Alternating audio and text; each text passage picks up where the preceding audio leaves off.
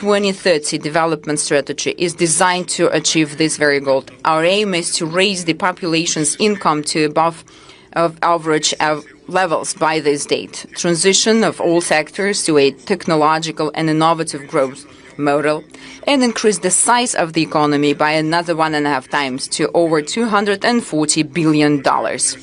Dear foreign participants, we are consistently creating all necessary conditions for global investments here in Uzbekistan. We are establishing a favorable business climate, improving market institutions, and increasing the level of competition and production potential. We invite present here investors to create new industrial value chains with the high value-added values. Our priorities are the deep localization of competences, production, and R&D, as well as the development of modern engineering and new export avenues.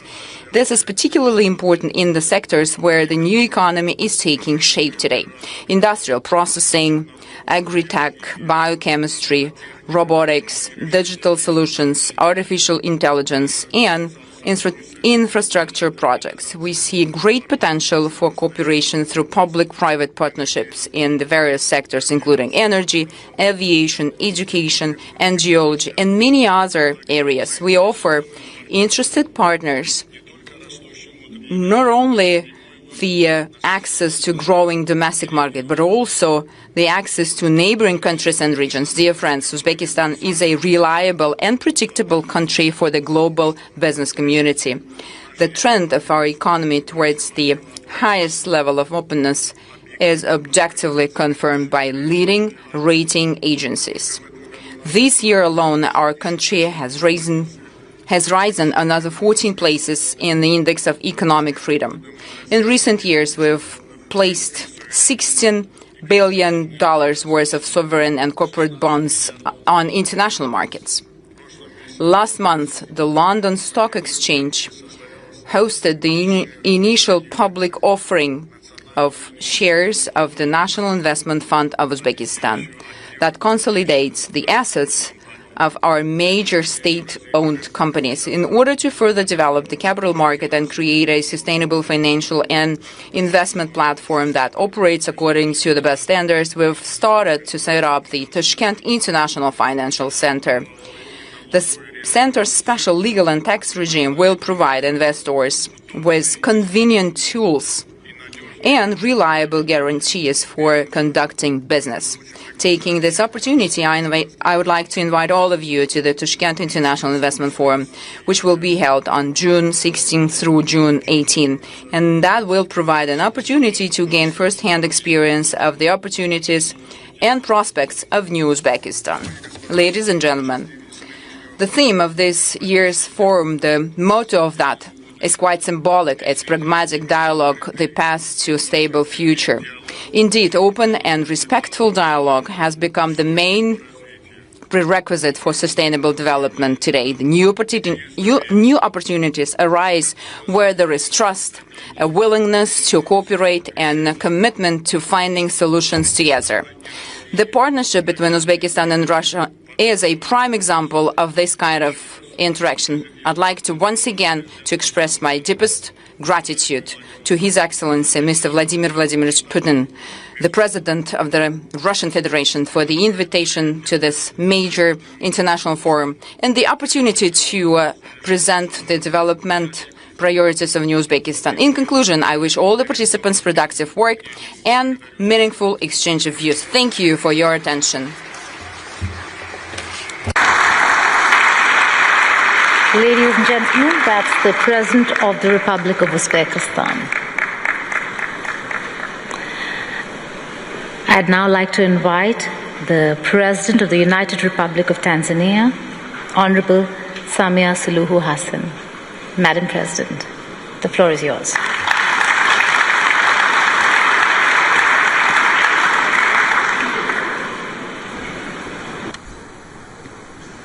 Your Excellency, Vladimir Putin, President of the Russian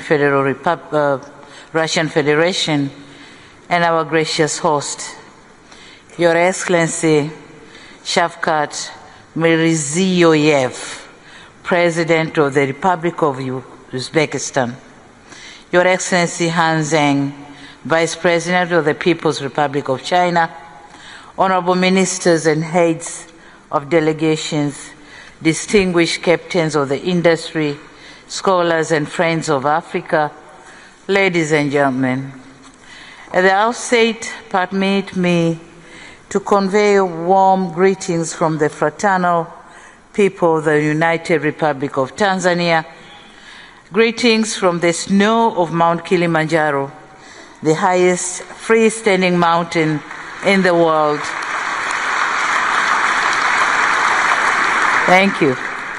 Greetings from the great plains of the Serengeti, where the wildebeest migration writes one of the nature's oldest and most magnificent stories, and greetings from the Spice Island of Zanzibar.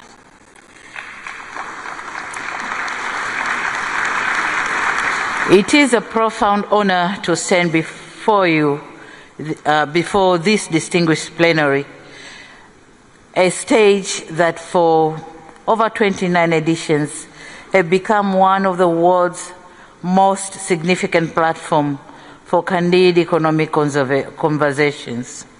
I sincerely reiterate my profound appreciation to our host, His Excellency President Putin, and the people of the Russian Federation for the warm hospitality extended to me and my delegation since our arrival in this magnificent country.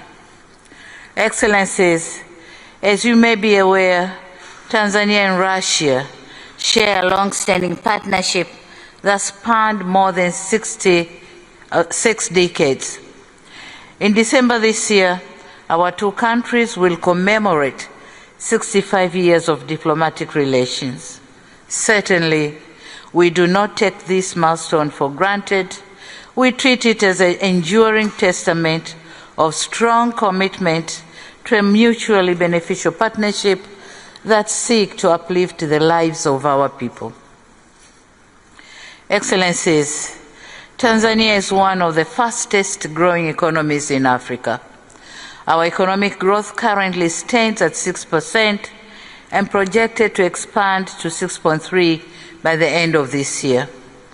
The goal is to attain an upper middle income economy status with a per capita income of around 7,000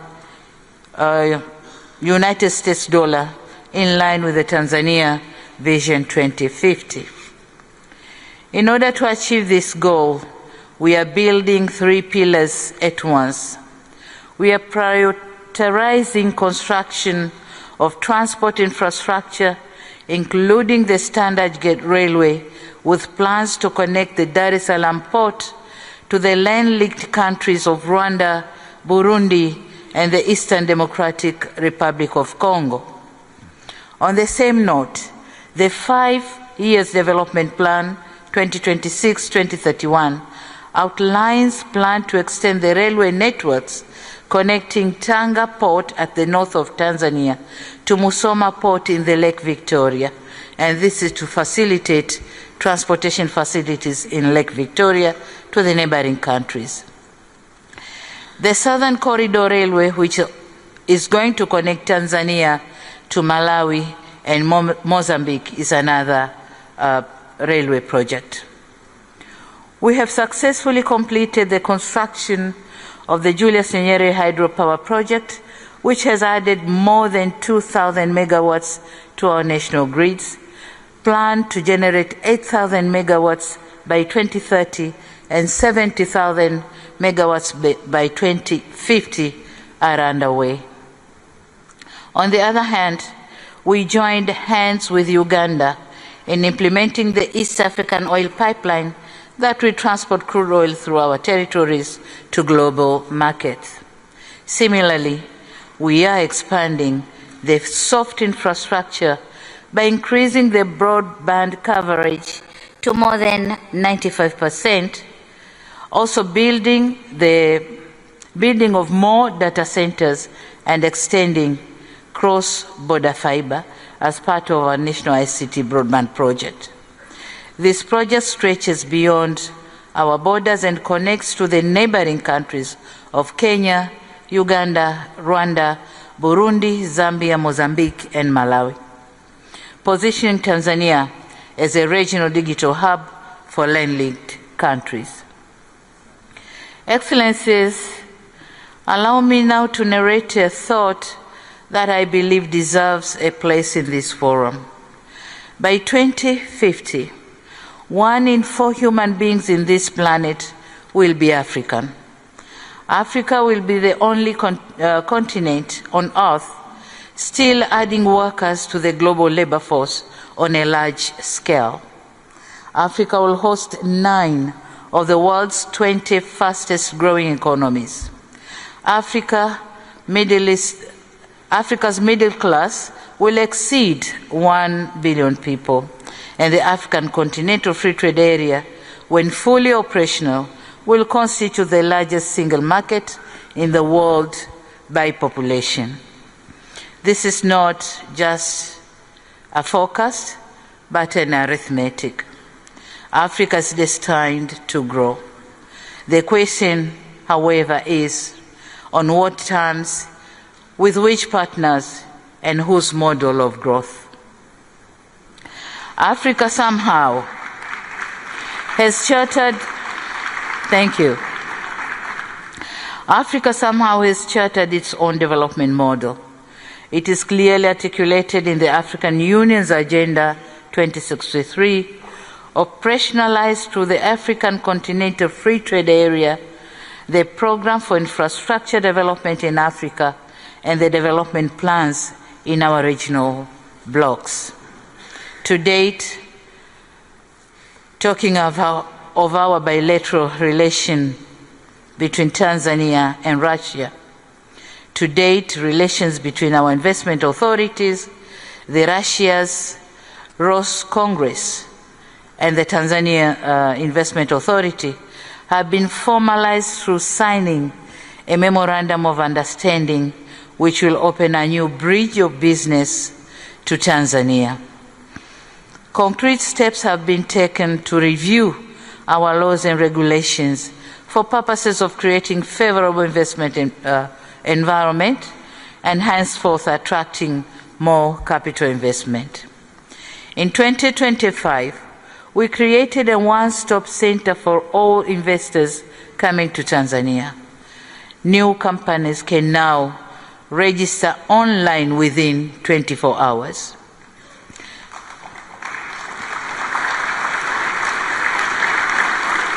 And this has transformed Tanzania into the fastest growing investment destination in Africa, receiving around 12 billion worth of foreign direct investment in 2025 compared to merely 3 billion in 2021. We are proud to say Russia enterprises have contributed to this growth trajectory. Our trade has equally remained steady at around $4 million annually.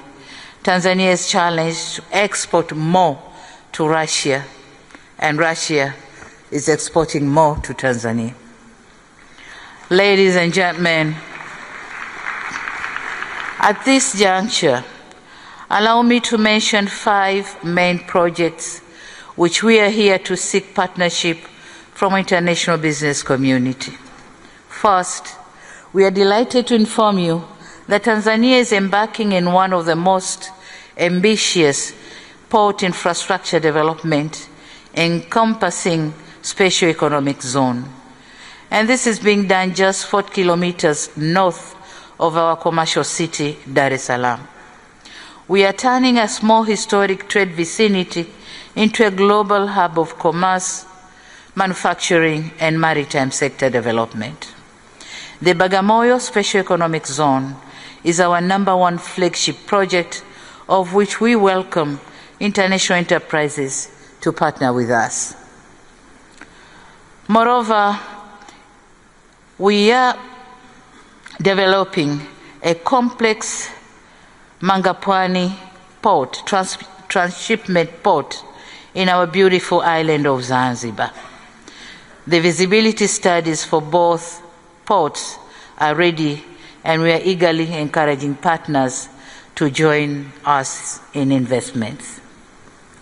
Second, on mining and mineral beneficiation, we have endeavored to ensure that the existing wealth of gold, uranium, nickel, graphite, helium, niobium, and other rare earth elements bring us massive economic returns.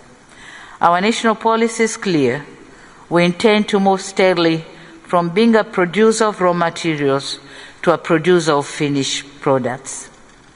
We invite partners to invest with us in industrial parks that will give a real meaning of mining beneficiation. Third is on tourism. Tanzania is one of the world-renowned tourist destinations. Our remarkable hospitality industry continues to dominate the global tourism platforms.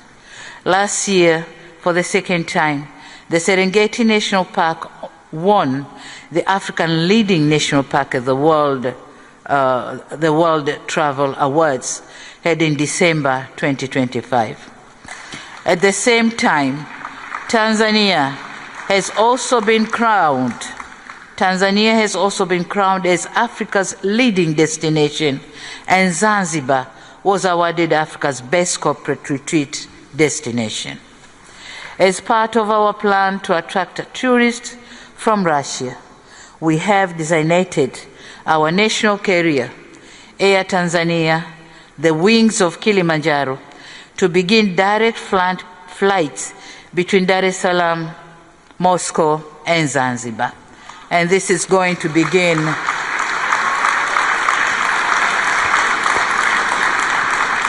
the first flight is expected to be on the 2nd of July this year.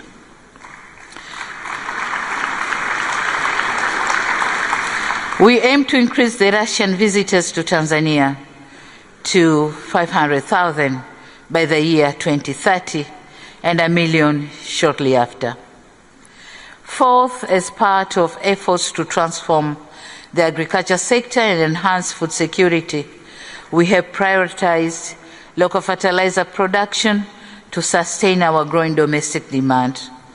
Since Russia is the world's largest exporter of fertilizer, Tanzania highly encourages establishment of the local fertilizer plants geared to serve the country and the region at large.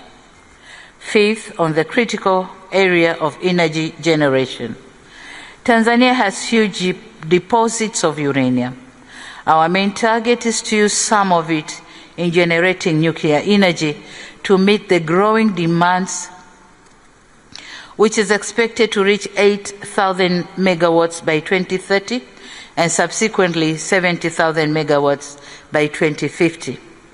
It is in this context that Tanzania is advancing to nuclear energy as part of our long-term strategy to diversify our energy mix and support sustainable economic growth. To guide this effort, we have developed an ambitious national roadmap for nuclear power development, including the use of small modular reactors in our long-term energy strategy. And here, the Rosatom company of Russia has shown great interest, and we are under discussion with them. In conclusion, Excellencies, it suffices to say that the world is moving faster than that necessitates developing countries to keep the pace. We must go where the wind blows. Indeed, this is a time for partnership, clarity, and trust. Above all, it is a time for us to take charge and realize our full potential. In this situation, I dare say that Tanzania is open for business. Tanzania is ready for new ideas and innovation. Tanzania is open for collaborations with international partners. This meeting has been a useful platform for enriching engagement in such endeavors. We are confident that the outcome of this forum will contribute significantly to promoting greater partnership in trading and investment. Your Excellency, President Putin, permit me once again to reiterate my gratitude to you, Your Excellency, for the generous invitation to be part of this important engagement. I also look forward to closer and greater economic collaborations between Tanzania and the Russian Federation, as well as other international enterprises who are ready to work with us. Asante sana. Spasiba Bolshoi. Thank you very much.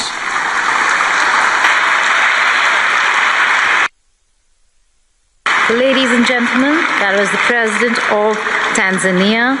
Tanzania is open for business.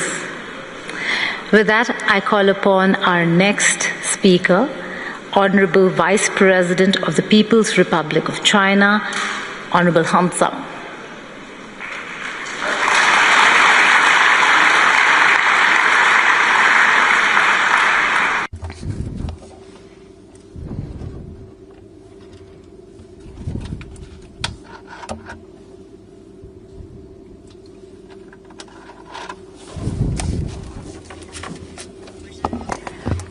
Esteemed President Vladimir Putin,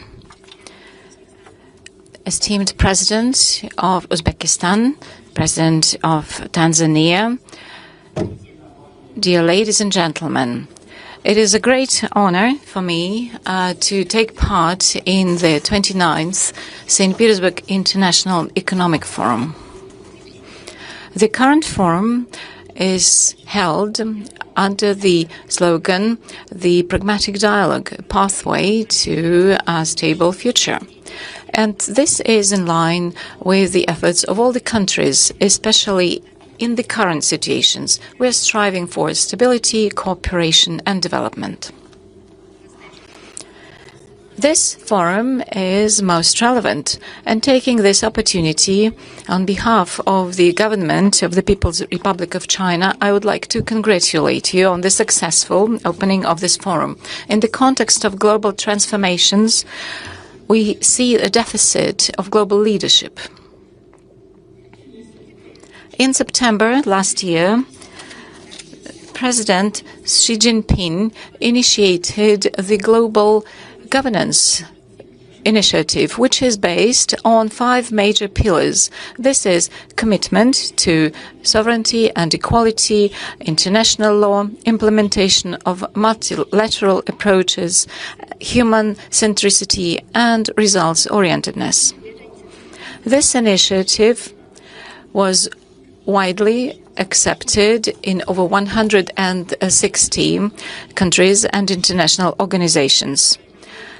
And the Global Friendship Club under the aegis of the United Nations is demonstrating that this pathway is a way forward to the development and cooperation. China was an initiator of this principle, and with our practical steps, we unite parties in order to promote reformation of the system of global governance. Ladies and gentlemen, dear friends, implementation of the initiative on global governance requires combined efforts of the international community. Being the leading world powers and the permanent members of the Security Council, the United Nations, China and Russia have an important mission in transformation of the system of global governance. And upon the results of the recent summit in Beijing, the President Xi Jinping and President Vladimir Putin, a joint declaration was published about the establishment of the multipolar world and new relations of a new type. And this document reflects the solid commitment and responsibility of both China and Russia as leading players in promoting a more fair and equitable world governance system. China is ready, together with Russia and other countries, to strengthen cooperation within this initiative on global governance, develop peace where openness, tolerance, equitability, fairness, and mutually beneficial cooperation will be governing. And I would like to share with you the following ideas. First of all, we need to promote the principle of equitable cooperation, and we need to stand for world governance principle on a mutual utilization of resources. In the conditions of protectionism, the world community seeks for valuing major principles and multipolarity factors. We need to follow the genuine multipolar principles, participation of all countries in equal decision-taking and equal participation in global governance. And we need to be committed to democratization of world relations, and our voice should be louder in the area of developing countries, and all this for the benefit of reflecting the interests of all countries in global governance. Secondly, we need to protect international justice and the authority of the United Nations. All parties should protect the international system based on international law, world order, and the governing norms of world relations in line with the principles and Charter of the United Nations. And we are against hegemony in all its forms. We need to protect international justice using the international law and norms, and we should counteract double standards. We need to support the authority of the United Nations in the new context, so that this organization should play the role of the platform for overcoming different challenges for all states. Thirdly, we need to promote the comprehensive development and ensure benefits to all peoples of the world. In order to improve global governance, we need to follow the following goal. It is improving the welfare and wealth of the population, and the sustainable development of the United Nations up to 2030 should be expanded, and we need to promote prosperity of all the countries. China will continue to be open in its external relations, and high-quality development of China will ensure opportunities for the world. China, as a hosting country for the Asia-Pacific Economic Cooperation Organization, is ready to contribute to promotion of the Asia-Pacific region and the whole world. The fourth principle, it is strengthening coordination of actions and providing more tangible results. China has been committed to the Belt and Way Initiative development and takes an active role in the SCO, BRICS, and other integration associations, and we promote the international cooperation in such areas as artificial intelligence, climate change. China is also a co-founder of the International Organization on Mediation, together with over 30 states. It is necessary to coordinate international actions with an emphasis on bringing together strategic objectives and political coordination of different countries, also under the international states, in order to form a very powerful force to counteract world challenges. Ladies and gentlemen, dear friends, this year is the first year of the 15th five-year plan in China, which includes the huge plans of China development for the coming 5 years, and also it opens up horizons which are mutually beneficial for China's cooperation with all countries of the world.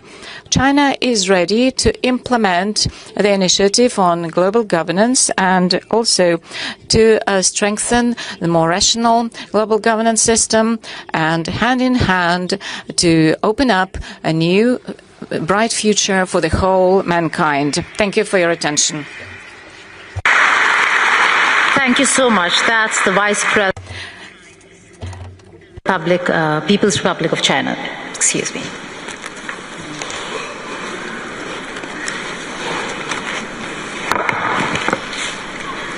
We're now going to open up the Q&A session, and we begin with what this room looks like. 130 countries, representation from not just the global south. We're looking at America for the first time being represented in this room. Yes, Rodney Mimcook Jr. right there in front of me.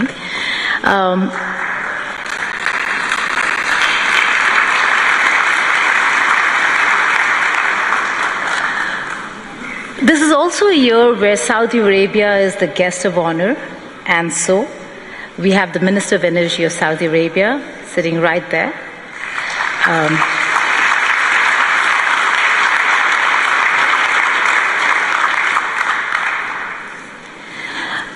So, Honorable President Putin, my question to you is, with 130 countries being represented in this room, when the world talks about economic isolation of Russia, does this look like isolation? And pardon me for being a little forward when it comes to thoughts and opinions. Is it Russia that is isolated, or is it partly Europe today that stands isolated?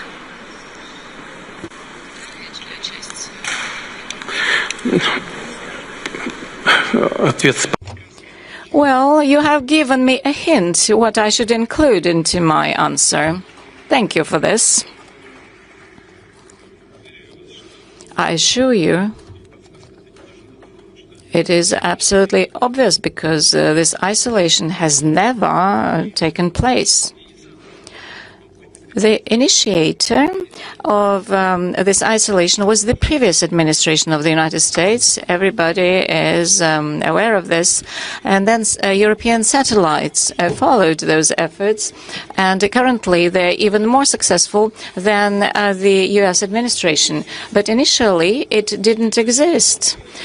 And thanks to cooperation with some partners, including in the United States, we were not isolated. All right. Here we have representatives of one energy company, and the previous U.S. administration was trying to fight our LNG project. But as soon as this project began functioning, the first LNG was sent to the United States. Then uranium, yes, we are delivering uranium to the American market. And the first country, in terms of the volume, yeah, it is an American company. Then there's an international company with participation of the European and American capital. And the third one, in terms of volume, is a Russian one until now. All right, so everything is functioning. So Americans are pragmatic, and we have to use them as an example. So whenever it benefits them, things went on. We still keep energy projects going in the Russian Far East with certain countries that formally, officially have announced their withdrawal, and yet they still remain in these projects. They keep progressing. And I'm not even talking about our friends, and not just friends. I would like to highlight that. Our reliable partners, I refer to African countries. I refer to countries of Asia. India, naturally. India, which has never followed any diktat from abroad, or the People's Republic of China, whose sovereignty and sovereign decision-making can never be contested. And as far as organizations, international ones are concerned, we have been working, and we have been working with our partners and historical neighbors, so everything keeps going, progressing. There is not much damage to us, and as you've pointed out, we see official representatives from the United States of America. I know there are representatives of Europe, and this is something we welcome. We have never isolated ourselves from anyone, and if the situation has changed in a way that we've got people from these countries, this is something we can only rejoice in, welcome. I promise to stick to the economic questions, but being a journalist, I have to ask you this. The Ukrainian President Vladimir Zelensky wrote an open letter, and he's not just offered direct talks, in the same breath he's also directly threatened you and has called this your war. I'd like to quote him, if I may. He says, "Our long-range drone paid a visit to your forum in St. Petersburg, covering a distance of more than 1,000 kilometers. He says this war is your personal choice, a war without a real cause. We hear you are comfortable with the war, not in those cases when it comes to security of your residence in Valdai or your parade in Moscow. Your own life is valuable to you." He adds, "You will have to fight much harder for your own existence, not Russia, but your own." He has proposed to set a clear date for a meeting between you and him. Your first reaction, sir?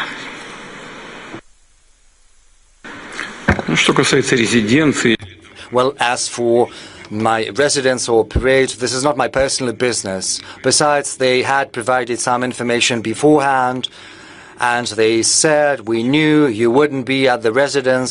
The question is why they did that in the first place. My press secretary, is a spokesperson, Mr. Peskov, showed this letter to me yesterday. We had a working lunch with the president of Uzbekistan. Truly, I didn't have a chance to look in detail. Peskov has told me about this letter once again this morning. I had a glance at it. I skimmed it over. So there are several things I paid attention to. First, the author of this letter mentions my age. What can I tell? Well, everyone needs to think about their age. But I believe that at my age, many other political figures still keep performing their functions. Some of them are older than myself. Age is not the most important thing. Well, age is important, but not the most important. The most important thing is whether you're capable of functioning properly, doing your job properly. So there are my colleagues who are older and who still are very energetic. Whether they are doing the right choices or not, well, that is not for me to say. It's a political assessment. But then he said about staying in power and an elected position. This is important, no doubt about that. But, you know, you've got to participate in an election. You've got to run and be courageous enough and always stick to the Constitution, because if you cling on to power outside the constitutional field, this is qualified as usurpation of power, and that is a criminal offense. So one should not be afraid, one should run for office, and this is something I would recommend to anyone, especially because Ukraine was saying that they were going to hold elections, and then they started, they kept silent all of a sudden. The author of this letter says that the commitments achieved in Anchorage should not be observed. Moreover, he said that the search should be carried out for true guarantors of agreements between Ukraine and Russia, and they should be searched for in Europe. well, reliable guarantors are always a welcome thing. But why would they deny the American administration this honor, and President Trump in particular? I do not quite understand. They do want to get weapons from the US. However, they do not want to see the administration of the US or President Trump as a guarantor. And this raises questions. We saw Donald, scolding the author of the letter. He pointed out about the way he dresses. Sometimes, asking for blood is probably something you can do, but not everywhere. It's not always proper. Now, as for the manners, as it were, on the whole, I would like to thank Donald for this work. It's useful, but there are other things that still need to be done. This has to be continued. And now, on to the most important thing. The Ukrainian side has deemed it possible to give a public, open dimension to our relations. They thought it proper to put it into the public field, which I do not think right, or absolutely right. I think it's absolutely improper, but still, it gives me the right to say several things that few people are aware of, or maybe no one is aware of. And this is serious. I'm not being ironic. 3 weeks ago, a representative of our business circles gave me a call.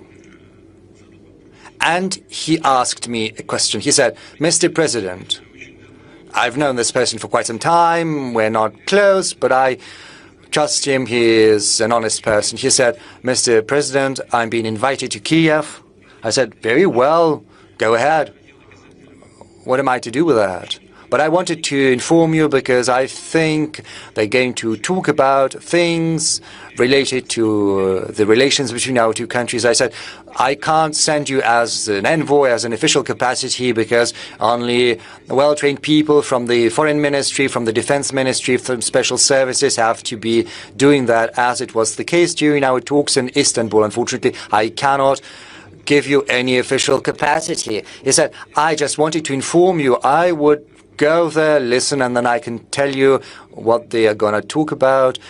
I can't, prohibit you," I said. And he went to Kiev, and he met there with the author of this letter, the aforementioned letter, at his residence. Not in Valdai. Then he got back. I met him. There were many things, but the essential is as follows.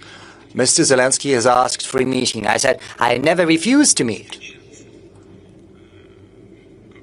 But meeting, just for the sake of meeting, well, I've seen that. There's a reference to the Minsk agreements, I think. But we had been hammering out those Minsk agreements throughout the night. And then the former leaders of France and Germany later stated that it had been nothing but an empty shell of an agreement. All the Minsk agreements were about one thing, that is saving more time for the rearmament of Ukraine. Why would we need anything like this once again? I said, I see no point in meeting. There's only a point for Ukraine because they want to stop the offensive of the armed forces of Russia. What we need is agreements, arrangements, not for 6 months or a year, but for the long term. First, let experts work something out, and then we can meet to sign things. But first, we need to arrive at a solution. And that is the crux of the matter. And I think the audience will understand what I'm saying, especially people from Russia. I think it was on May the 21st, whereas on May the 22nd, the Ukrainian armed forces carried out an atrocious terrorist attack against the college dormitory in the Lugansk People's Republic, killing teenagers. This is an atrocious crime. There was not a single military facility there. There was not a single military vehicle stationed next. The next morning, I gave a call to this colleague who had traveled to Kiev. I asked him, what does it mean? They are asking for a meeting, and they carry out such atrocious, blatant attacks as the killing of children. What does it mean? He said, I've got no explanation. They're calling me once again. I'm going to talk to them, and then I'll get back to you. And I'm not going to talk to them anymore. I said, very well. So this letter that you mentioned, indeed, it is rude. What is this letter about? Is it a means to create an environment for a personal meeting, or maybe is this letter meant to make sure that no personal meetings can take place at all? I think it's the second. So we shouldn't be addressing the authors of this letter. The ones to be addressed are our combatants, our soldiers at the line of contact, and I'm addressing them. And I would like to tell them, comrade soldiers and seamen and sailors, admirals, generals, officers, the country's gazes are fixed upon you. The country is proud of you and places its hopes on you. Keep working, brothers.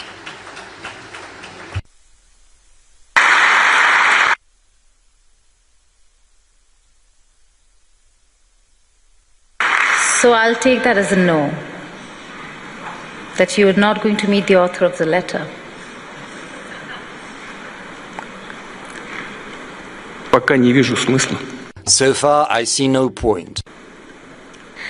Because you mentioned the American president, is Trump your window to once and for all settle the Russia-Ukraine question? I ask you this, President Putin, is because President Trump is maybe the only American president who's engaging Ukraine in a way to bring them to the talking table, to strike a deal. He put President Zelensky on notice.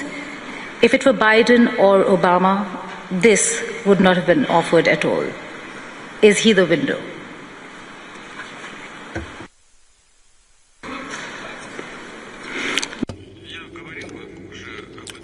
Well, I said that back in Anchorage, and I was sincere. I said back then that had Trump been president, had he not been defrauded of the election, because, you know, this vote by mail was absolutely not in line with any standards of ensuring fair elections, but he was prevented from winning. Had he been president, however, it would not have been happened. Probably he would have paid more attention to finding a peaceful solution. During the last days of President Biden's in office, I spoke to him on the phone. I called him and I said that to him. But the administration back then ignored our proposals that had been made in December 2021. Well, what can I say? Maybe if President Trump had been in power, in office, it would have turned out differently. But I treat him as a colleague. I treat him with respect. And so far as I can see, the current attitude of the administration is very much the same. We also have a personal relationship with President Trump, which is based on that respect. But certainly, key issues have to be resolved bilaterally by Russia and Ukraine, whereas our colleagues in the US and other regions of the world can create an environment and act as guarantors, and this is our assumption. President Putin, we are sitting and discussing this at SPIEF 2026. How do you really offer a stable economic future and invite investors to Russia when we are looking at critical infrastructure being actively targeted by Ukraine?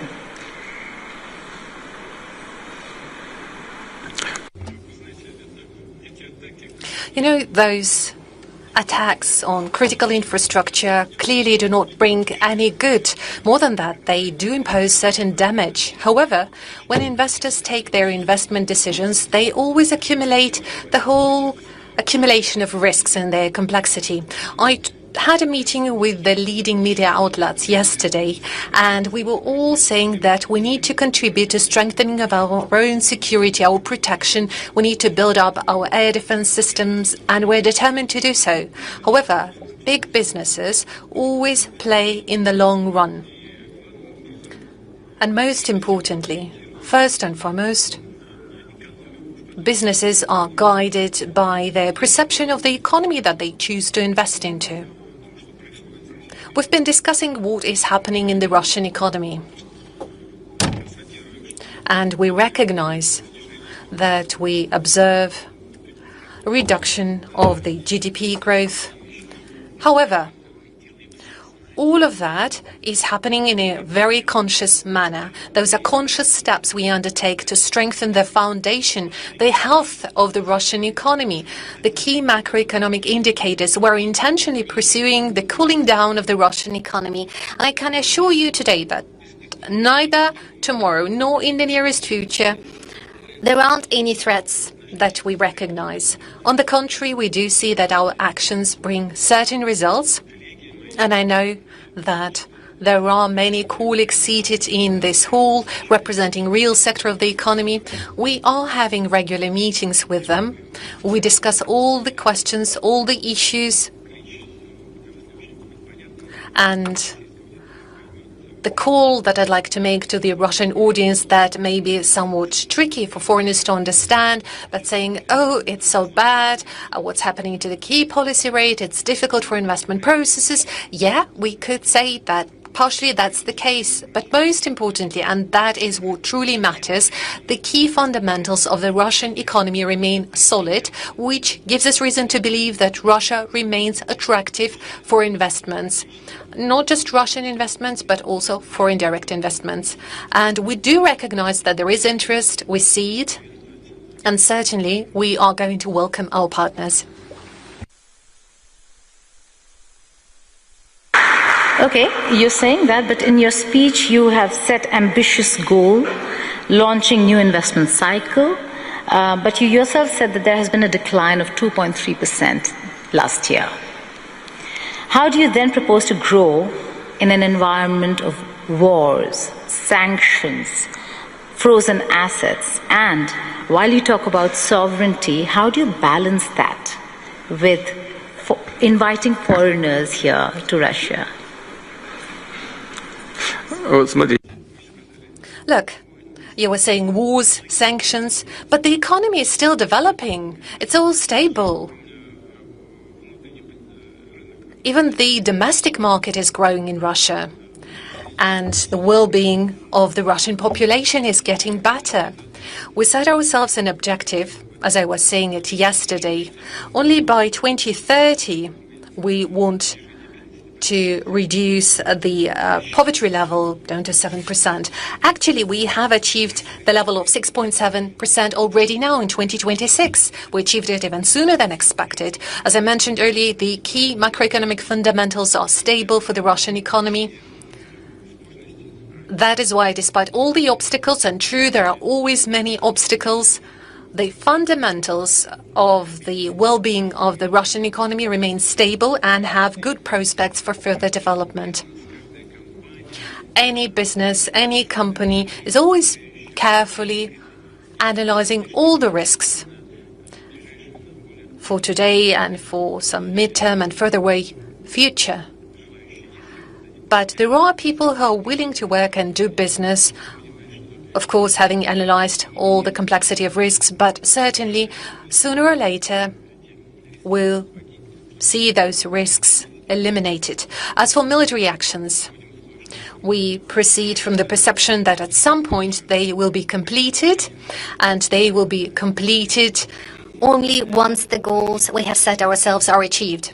As for sanctions, Well, I would say sanctions are much more harmful for those who impose them. Is there damage from sanctions? Yes. 300 billion were frozen, but now we have more than 500 billion in US dollar equivalent. 300 billion US dollar were frozen. Now we have more than 500 billion. That's the result of sanctions. Is damage being imposed? Yes. But are the countries imposing these sanctions encountering some damage as well? Certainly. According to various valuations, from 1.5 up to 2.5 trillion euro are the losses incurred by the European zone. That's the damage from the sanctions they imposed against Russia. And right now, certain kind of revaluation is happening, certain revision, and as a result, many come to conclude that maybe it's better to get back to the path of partnership with Russia. We are going to monitor the situation very carefully. And if those partners who left Russian market 2-3 years ago haven't left too much of a bad aftertaste, we would be ready to welcome them back. And there are interested parties who are willing to come back. But certainly we would proceed and act in the interest of Russian businesses first and foremost. We'll come back to your goals on Ukraine, but I'll have to ask you this, Madam President. Amid sanctions, you are wanting to do and increase business with Russia. How are you going to circumvent or bypass the sanctions? Thank you, Madam Moderator. And I must say that I've been envying my panel members using their national languages, and I would like to use this opportunity to do the same. So I'll see.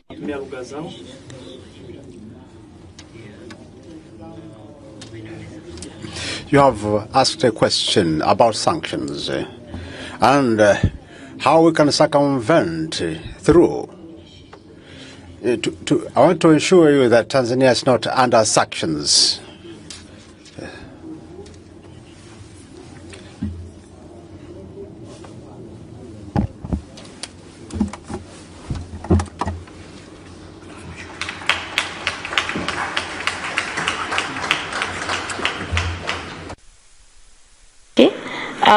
Going back to the sanctions experience, you spoke about goals. In the sanctions that we are seeing and that have been imposed on Russia, there's certainly some room for a deal to be struck with Ukraine. What is that goal that Russia wants to achieve before a deal is struck? And what are the red lines here?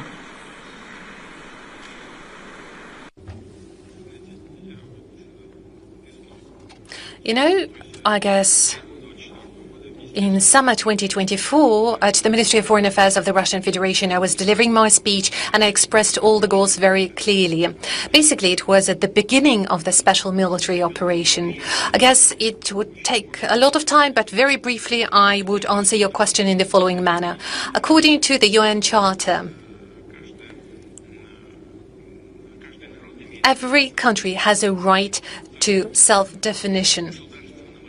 And after the the state coup that happened in Ukraine, we saw that certain territories of Ukraine declared that they do not support and favor this coup and declared their national sovereignty. And they've done so in full accordance with the international law and the UN Charter. We've been trying to get those issues resolved by peaceful means. So we talked about the Minsk Accords. In Minsk, in the capital of Belarus, we seem to have achieved an agreement on how to find a way out of the situation in the southeast of Ukraine. But later, it turned out that the participants from the other side were only signing those papers in order to win time to rearm Ukraine and start military actions. And this is exactly how it played out. Later on, those territories declared their independence. And I'd like to remind you, in resolution of the Kosovo issue, the UN court has taken a decision according to which, so far, this territory declares itself independent, is under no obligation to request the central authorities of the country to allow them to do so. That was the decision of the UN Court. And again, according to the UN Court, that was the correct decision regarding Kosovo. And the same should apply to the People's Republic of Donetsk and Luhansk. Their independence has not been acknowledged for a long while. Then eventually it was recognized when it was clear that there is no way to achieve an agreement between all the parties. And it was clear that we were being deceived, and they were forced to recognize the independence of those territories. Was Russia authorized to recognize the independence of Donetsk and Luhansk? Certainly, there is no contradiction to the UN Charter. We were allowed to enter into agreement of treaty and mutual support and amity. Certainly, it was ratified by the Russian parliament. They asked us for assistance. We promised to offer assistance under this treaty, and that's exactly what we're doing. And the same letter that you referred to earlier. In this letter, they claim that we set ourselves an objective to free Donbass. Well, the two republics that I mentioned are together forming a Donbass, the People's Republic of Donetsk and Lugansk. And in this letter, it is stated that we will never achieve this goal. Well, I'm wondering, don't they know in Kyiv that starting from the 1st of April of this year, the People's Luhansk Republic is under full control of the Russian Federation and Russian troops? And the People's Republic of Donetsk is only controlled by the Ukrainian forces to less than 15% of its territories. So we are pursuing the objectives that we have set to ourselves, and there is no doubt whatsoever that those goals will be achieved. And we will achieve some other goals, but along the negotiations track, and I'm talking about denazification of Ukraine. I talked about that yesterday. And as many were asking us, this is ridiculous, what are you talking about? Well, that's not ridiculous at all. Just lately, we witnessed the ceremony, the official ceremony of reburial of Nazi criminals from Ukraine. They were reburied with all the honors and fireworks. And who's doing that? The head of Kiev regime, actually Jewish by origin. This is outrageous. Only Polish reacted. Why? Because primarily Jewish, Polish and Russians, of course, were destroying by millions during the Second World War. And we must never forget that. That is a huge part of the tragedy called Holocaust.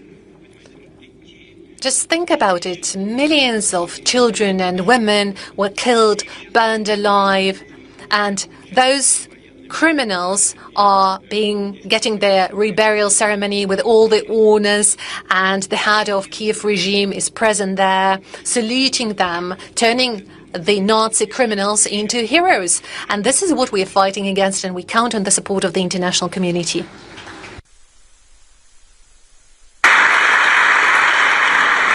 Shifting focus back to the topic at hand over here. Let's talk about energy security. President Mirziyoyev, it is during these wars and conflicts that countries have realized the need for energy security, the need for alternative energy resources and sources, and in that, Uzbekistan and Russia have just signed an agreement for a nuclear facility. Tell us more about what this means for Uzbekistan in terms of the facility, the specialists that you would require, because this is after a long time that we're looking at a nuclear facility in Uzbekistan, and how much time will it take, how important it is to have a nuclear facility, an energy resource that is not dependent on oil.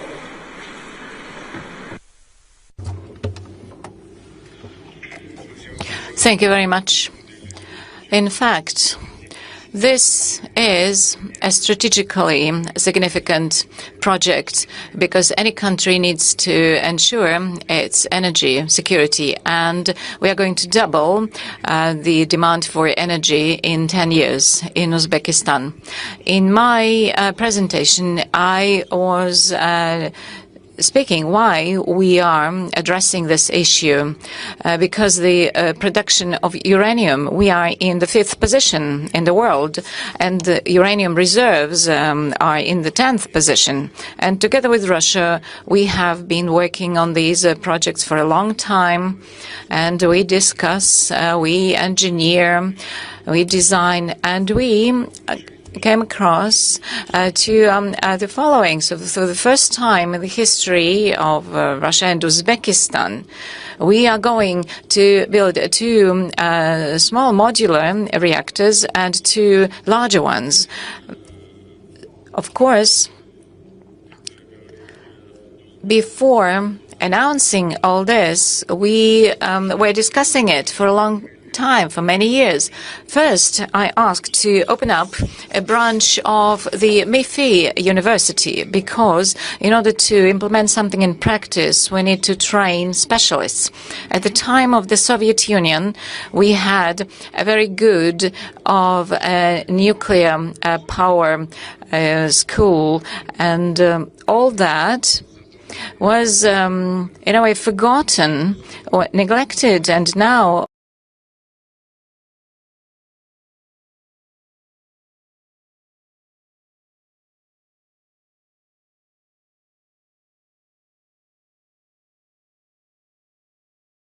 we had to reinstate it again. When this branch was opened up, then science was developed, and now in this branch 300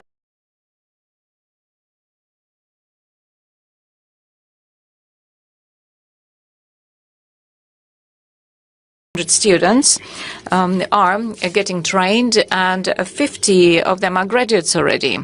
And we agreed with this Moscow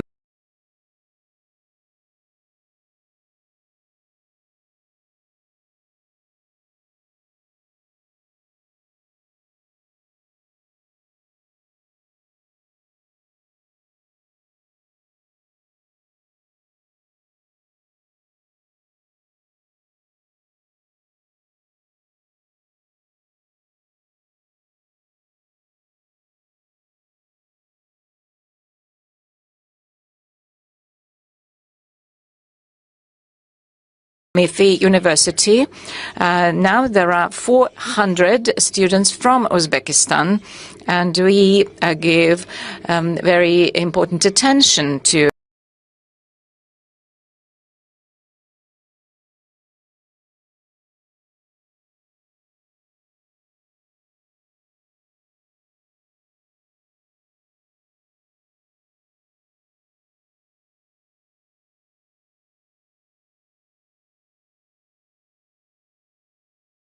the training of specialists. So now we do have them. Secondly, this project has a long history, and it is a unique one because it is in compliance with all international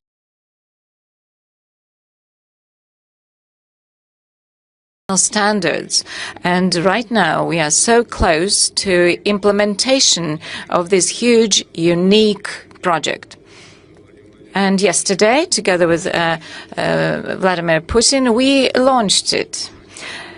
In Uzbekistan, it was so late at night, but after our meeting, I spoke with the people in Uzbekistan, and everybody was so happy there, because this is important for our future.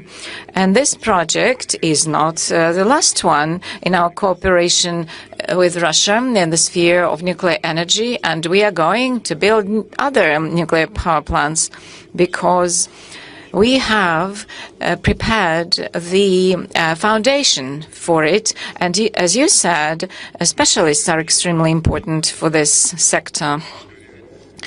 So we'll be accelerating these works, and yesterday we were discussing it with the President. Yes, we will be doing this, and we'll be supervising these works, because people have been waiting for this NPP for a long time.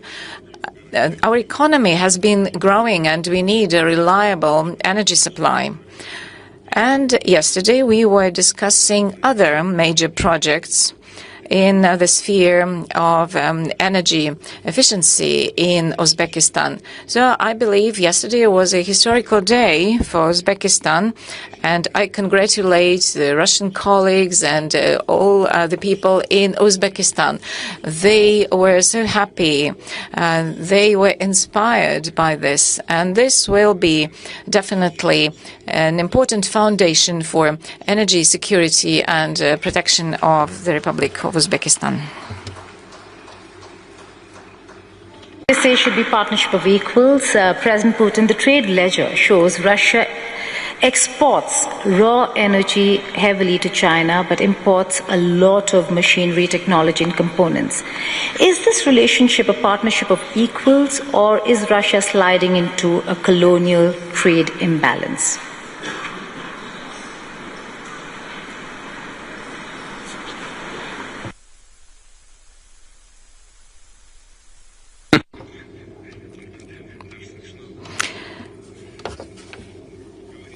Right.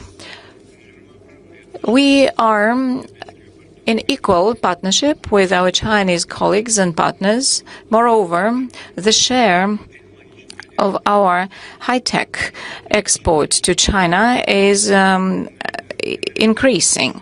And taking a look at the whole energy sector, machinery and equipment in this sphere, I cannot give you any specific figures, but I'm sure that it exceeds the volumes that we receive from China. And as for the energy sector, let's begin with the nuclear energy.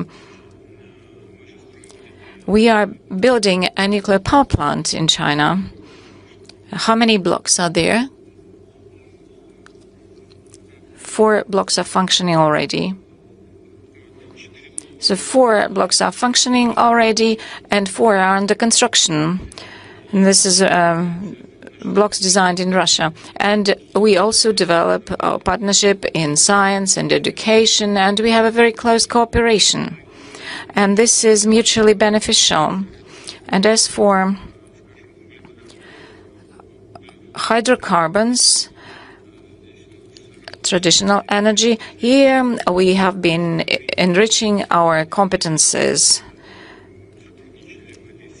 and we were partnering with international partners. Mainly they were from the United States, but now we're expanding our capabilities in these spheres. And here we have representatives of major companies of Russia, and you can discuss it with them. They will be happy to share with you their vision.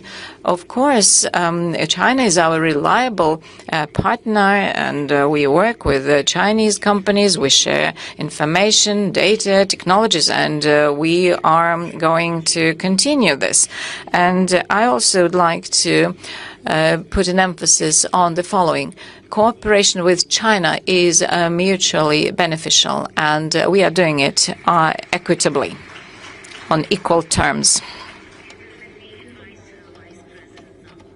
The fact that there was a recent meeting between the two heads of state of Russia and China, which drew a lot of international attention.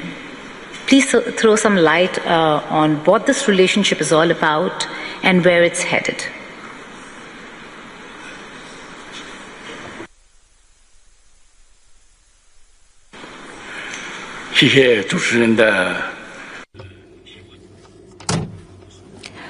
Thank you very much for your question. Yes, as President Putin described it, cooperation in the sphere of trade between Russia and China is moving forward, and this is mutually beneficial. And in the past years, it has been developing in a stable fashion, and we see this solid growth, and there's healthy dynamics. And as you know, 2 weeks ago, President Putin completed a very successful visit to China. And President Xi Jinping and President Putin had negotiations in Beijing. It was on development of bilateral relations in different spheres, and in the track of trade and economic development, lots of agreements were reached. And all these results, of course, they were of a great interest for the whole world community, and all mass media were covering this. And I would like to touch upon three major points. As I said in my presentation, China and Russia, they are big states, we are neighboring countries, and both countries are permanent members of the Security Council of the United Nations.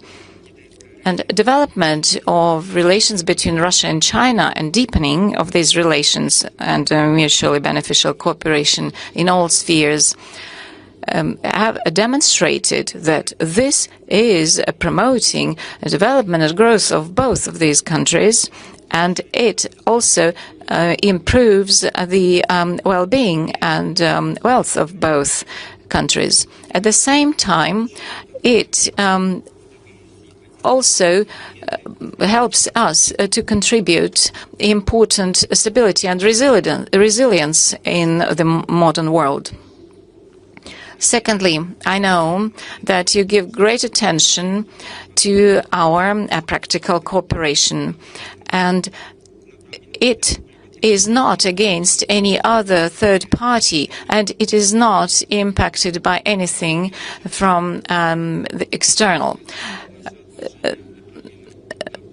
Ms. Moderator asked a question already, and you mentioned that, our future development under the leadership of President Xi Jinping and President Putin, this is a strategic cooperation and partnership. It has been developing for 30 years, and this year we celebrate 25 years of the neighboring relations and friendship treaty. And we have been moving forward, and we are enriching our relations with this new substantial meaning.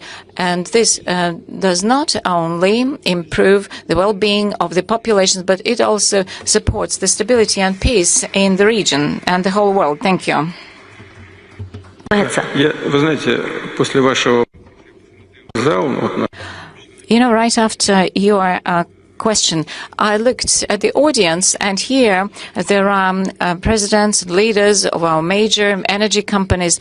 And, I'd like to draw attention to the following. Some of our companies, yes, they were relying on the achievement of different Western companies, mainly American ones.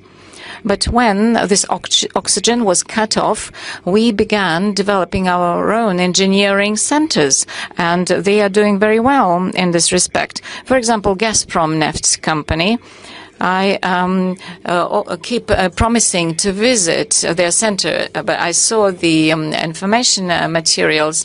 There's an enormous progress that has been achieved. Of course, we are open to cooperation in the future. Yet, together with partners from different countries, we will be achieving great results. Or Novatech company, for example, they have technology only they possess. No one else in the world has it. And together with our American partners, we have been discussing if they use our technology, then production and liquefying of gas in Alaska, for example, will be much more effective than originally planned with the installation of pipeline systems. So it will be a totally different degree of effectiveness. So as for difficulties related to the sanctions in certain spheres, yes, we see that. But at the same time, it helped us to develop our own competences. The same can be said about our European partners. For example, gas branches, they keep working with them, and our partners who were developing rapidly, if if now they are leaving the market, then of course they come across difficulties and they are not happy about it. Under the blanket, they say bad words about their governments, but they had to reconcile.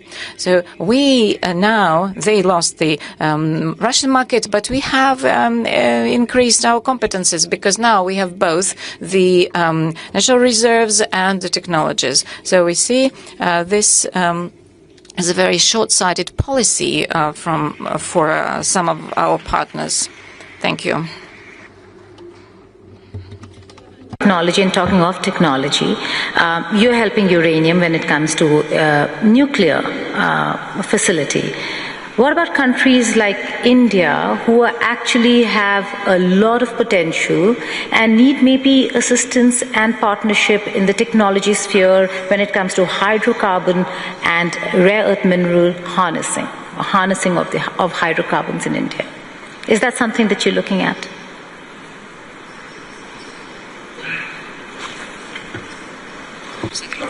Конечно, мы сотрудничаем активно. Yes, certainly. We are cooperating actively. Our company, Rosneft, is one of the biggest foreign investors into India's economy. How much is that, Mr. Sechin? 220 billion? How much have you paid for the oil refinery in India? 20 billion.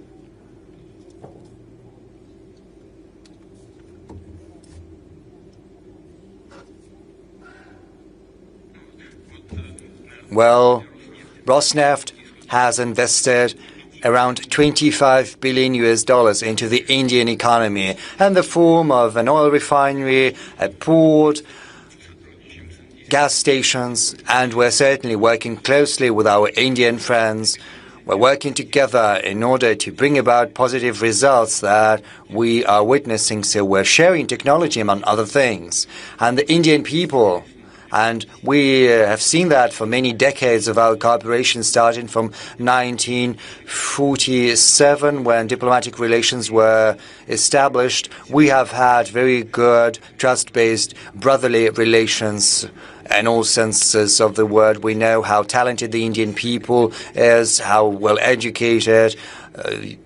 Indians have their great competences, which have achieved world renown, especially in coding and in other fields, in particular what you mentioned. Yes, naturally, right now Prime Minister Modi has had to introduce certain restrictions. He calls not to use personal cars, not to travel long distance due to what is happening in the Strait of Hormuz, what is currently happening in the Middle East, but the Indian government has nothing to do with that. But the Indian economy is suffering. But I think our companies did the right thing, and the Indian counterparts did the right thing when they decided to embark on this path of close cooperation. Because right now we are trying to extend a helping hand and give our shoulder, increasing supplies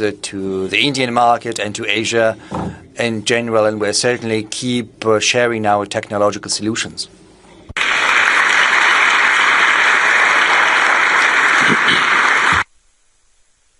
You spoke of the war, so I have to ask you this. What is Russia's assessment? What's your assessment of what the global economic impact is going to be of the Iran-US war? And let's be honest, has Russia been at an advantage because of the war? Because we've got longer waivers to buy Russian oil.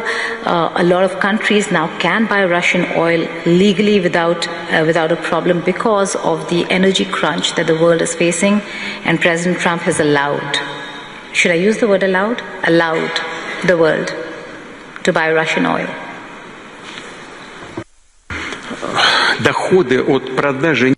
The oil and gas profits have always been important for Russia, accounting for a significant portion of our overall GDP as well as the budget revenues.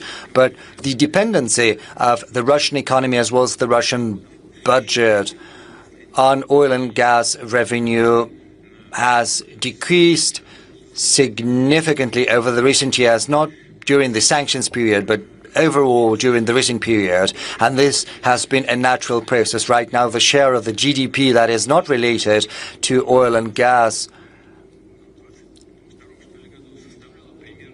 was around 43%. A couple of years ago, that was 2022. So if you deduct from the overall revenue, oil and gas, and on oil and gas revenues and see what makes what, I think it was 45% or 46% it was accounted for by oil and gas. Right now, the share of oil and gas has decreased to 23%. So there's a world of difference.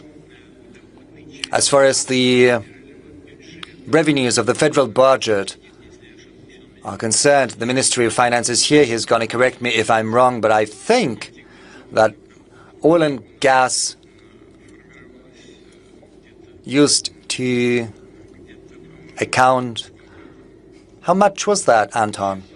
Right now it's 20%, but how much did it used to be? It was 50% accounted for by oil and gas revenue, whereas right now oil and gas, and the minister is going to confirm that, account for as little as 20% of our federal budget. So I wouldn't go as far as to say that is of critical importance to us, so that's not as important.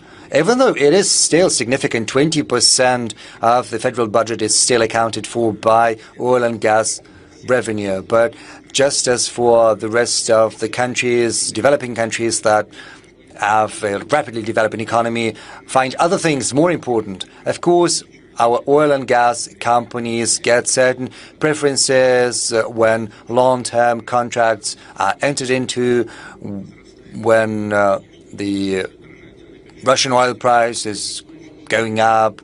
That has a positive impact on the budget. That's important, but what's more important is the market stability. Because we are not only surviving on oil and gas, as I have demonstrated, we survive on the economic development in general. So if the world oil prices are too high, it has a negative impact on the part of the Russian economy that is represented by real production capacities, real industries. So what's important for us is that this price should be well balanced between the consumers and the suppliers, but most importantly, it has to be stable. The vice chairman of the Russian government will help me out if I'm wrong, but I think around 10% right now. Yes, by 10%, the oil supplies to the world market have decreased. Yes, the economy is in turbulence, the world markets are in turbulence, and this is not something we're interested in. What we're interested in is keeping our cooperation within OPEC Plus, with a view to stabilizing the market and decreasing its volatility. That is our priority, and this is the track we're going to pursue further.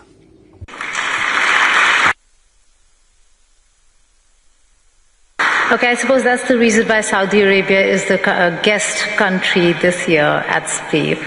Having said that, you also spoke about payments. No? No, not just because of that. Because we're friends with Saudi Arabia, and we've been friends for many years, and we are happy to have the guests from Saudi Arabia. An energy partnership that the world will actually be looking at a time when we're faced with wars and conflicts, President Sir. But you spoke about payments. You spoke about concerns regarding payments. The fact that in a jiffy, in a moment, Russia not just can be sanctioned, but its assets can be frozen. Payments under SWIFT can be blocked. And you're left with nothing. In such a scenario, one, how do you tackle it? Secondly, why should any country then consider Russia as a consistent partner?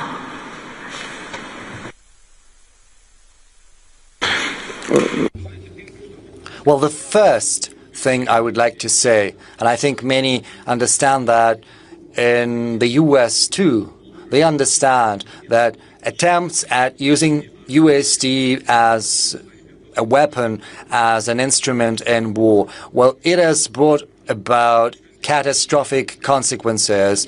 It was a strategic mistake committed by the previous leadership of the United States, because US dollar is the main component of the US's economic cloud heft, and this is also a competitive advantage, not just because USD is a reserve currency, but also due to the fact that thanks to this reserve currency, the US economy has been making real money.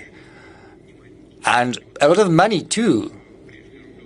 So when the previous administration chose to start using USD, which still remains a reserve currency, as an instrument for political competition, everyone started thinking. They started thinking, we too can be the object of such actions. What is going to happen to our reserves in USD? What is going to happen with our money that has been invested in American assets?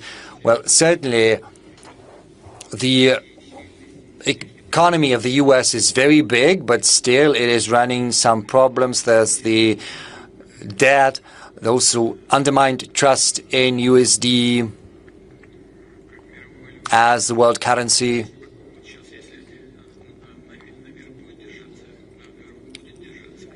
Right now, if the oil prices keep high, if the oil is expensive, it's going to affect the whole economic supply chain. And with a great deal of probability, this is going to have an effect on inflation rates in leading economies, in particular in the US economy. And inflation rate is the basic condition for the stability of USD, because it's not secured by anything. They had abandoned the gold standard in the past.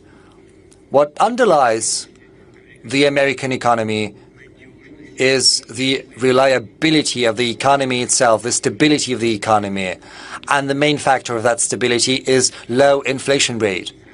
If oil prices are high, inflation is going to climb up, and this will endanger the basic premises of the American economy. These are the consequences, and we want to avoid that. We want stability in this sector, and this is something we're going to seek.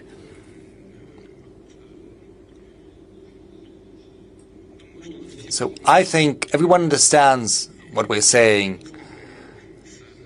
So with Saudi Arabia, with our friends, with the Crown Prince, we are doing what we can in order to strike the balance between the interests of both suppliers and consumers. And so far, we have been successful.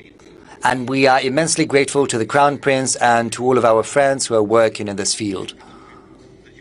Maybe we could give a chance to our guests to say a couple of words. That would be interesting. I understand this would be breaking the traditions of this session, the plenary. Traditions, President, sir. Is there a mic that can go to our Honourable Minister? We'll arrange for a mic. Meanwhile, can I just take a question till the mic comes? Yes, sure. Go ahead. Okay, so we're waiting for a mic for the Minister of Energy to speak and respond to President Putin. But I have taken note of the fact that every time you mention America, you're only mentioning the past administrations. I suppose Rodney's taking note as well on the specific way and the manner in which you're responding to the US-Russia equation. Having said that, every country has its own struggles. Tanzania, and Madam President over here, has been at the forefront, leading woman voice. Great to have a woman on the panel too, who's been fighting liberalization of her economy. How has that gone, and how is that moving ahead? Despite and in spite of fears of sanctions, criticism from various quarters, how are you managing economic liberalization in the country? Asante sana, labda niseme kwamba that perhaps I should say Tanzania is a country. Is a country which is with a diversified economy, we don't depend on one commodity. The economy depends on agriculture, it depends on mining, it depends on tourism, it depends on many other sectors, manufacturing sector, we are also there. So all these sectors contribute together and they grow together at varying degrees, but they grow together. As such, we're determined to a level that we work with the international community, with the private sector from the international community, and the majority respond and they come to invest in Tanzania and to do business. And since 2021 to date, we have been able to attract a lot of capital, foreign direct investment from abroad, and this is what makes Tanzania to be safe in its own economy. But most importantly, Tanzania is strategically located as an epicenter or a hub of the economic corridor of the eastern part, southern Central Africa. And the port of Dar es Salaam, which saves all these other corridors and all other these countries. Therefore, Tanzania, being strategically located to save other landlocked countries, that by itself makes Tanzania to have a lot forms of attraction within the region. So Tanzania has a very vibrant economy, and the economy is steadily growing. We continue to grow. Since 2021, we started with 4%, and then we moved towards 4.5, 5.5, and last year we reached the 6, and we expect to head towards 6.3.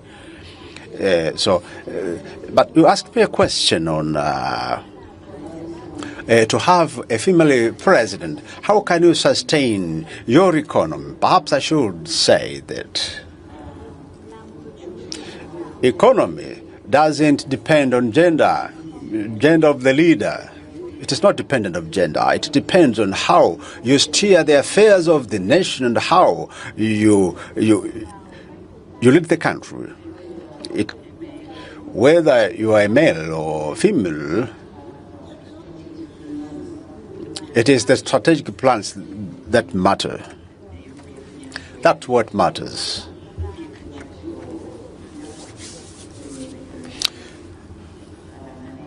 I think I should respond that way. Thank you.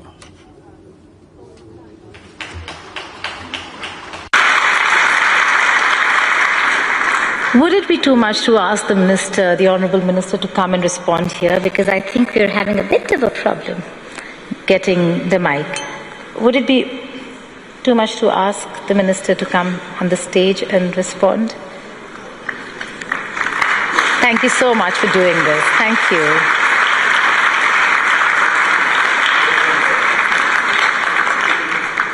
Oh, the mic has come, sir. The mic has come.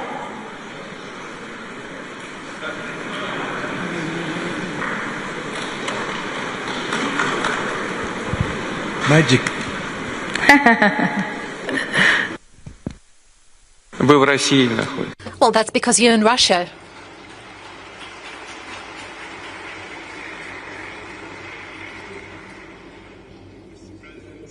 Magic does happen in St. Petersburg. So I'm very grateful for giving me the opportunity. I see it as an opportunity not for myself, but it's coming from a president who is a friend of both His Majesty, the custodian of the two Holy Mosques, King Salman, His Royal Highness, the Crown Prince, Prime Minister Prince Mohammed. But both of them, I think, will vouch that this honor is also and more important for the people of Saudi Arabia and the Kingdom of Saudi Arabia. So I'm very grateful for giving me the opportunity. Yes, it's a partnership that we struck somewhere in January 2015, and it withstood all of the situations that this world had endured, from COVID to all of these storms and winds and whims of the world. And even today, we're going through so many crises in many places, in different places, with different causes.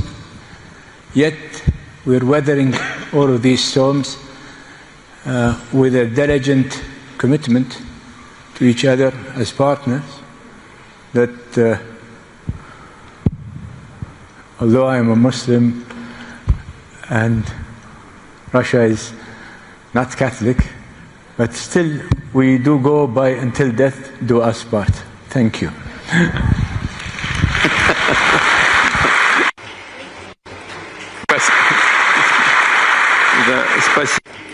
Indeed, thank you very much, Your Excellency. But I have to draw your attention to the fact that from 10 to 15%. Yeah, I'm just waiting for you to put on the headset. Your Excellency, I would like to draw your attention to the fact that from 10 to 15%, actually up to 15% of citizens of the Russian Federation are Muslims. And they don't have any other home country. Russia is their home. They proudly call Russia their home. Can I request our moderator? Well, you were saying it yourself. We also have representatives of the European Union and the USA in this room. Maybe they would be willing to raise their hands and take the microphone and say something. Why don't we do that? We keep talking about Europe and the West and the USA. Let them speak for themselves. And take the mic and say a few words.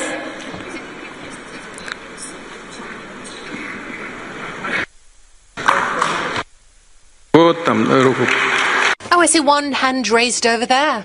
Yes, please.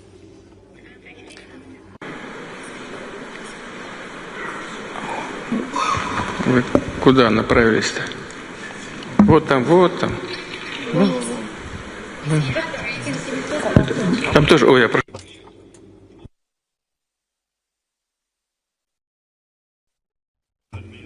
At all. President Putin, it's very nice to see you, and I appreciate all of the hospitality that has been afforded me on my return to St. Petersburg. I love the city, and I think you're aware of that, and I've been coming here for 30 years. Ура! Мне тоже нравится Петербург. Hooray! I also love St. Petersburg. Hometown, and so do I. And I've said to a number of audiences since I've been here, there is a great kinship between Atlanta and St. Petersburg. I have come from a city that sadly was destroyed in war, burned to the ground, and St. Petersburg had resolve and fight to prevail over the Führer coming through the Admiralty Arch and proclaiming to the city that he had conquered her, and then reduce it to rubble the next day. St. Petersburg fought that off. And yesterday I was privileged to have an orchestra play for us at my request Shostakovich's Symphony No. 7. Not only did you fight it off with resolve and grit, but you also did it with culture and music. And if only Atlanta had had Shostakovich, maybe quite possibly my beautiful city would still be as intact as this beautiful place is.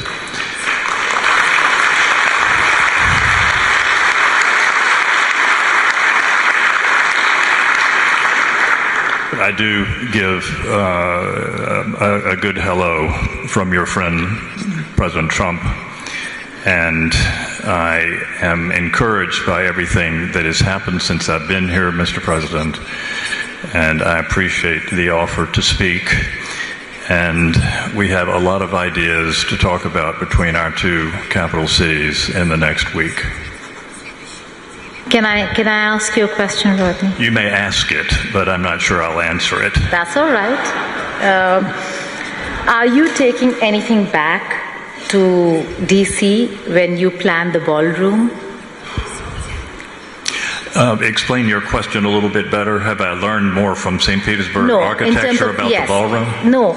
Will you be inspired while creating the ballroom in Washington, D.C. at the White House? I have already been inspired by St. Petersburg ballrooms in my lifetime and have done a lot of work in your cathedrals and your palaces. So the answer is yes.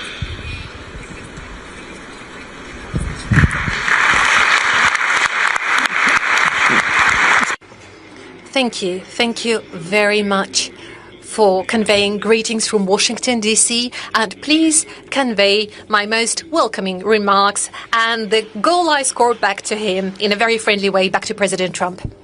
I have some very... And thank you very much indeed for your kind words. They indeed are very well taken. Thank you for your kind words from the bottom of your heart that you expressed about St. Petersburg. Questions to ask, but before that we had opened the floor for our European friends here, and that lady over there. Can a mic go to her, please?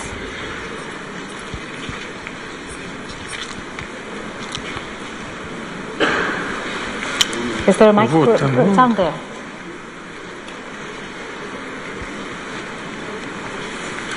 Туда, пожалуйста. That way, please.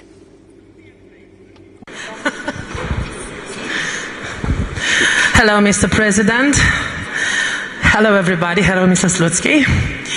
My name is Diana Jovanovic-Șoșoacă, and I'm a member of European Parliament, and I'm from Romania. And I think I'm the only Romanian here.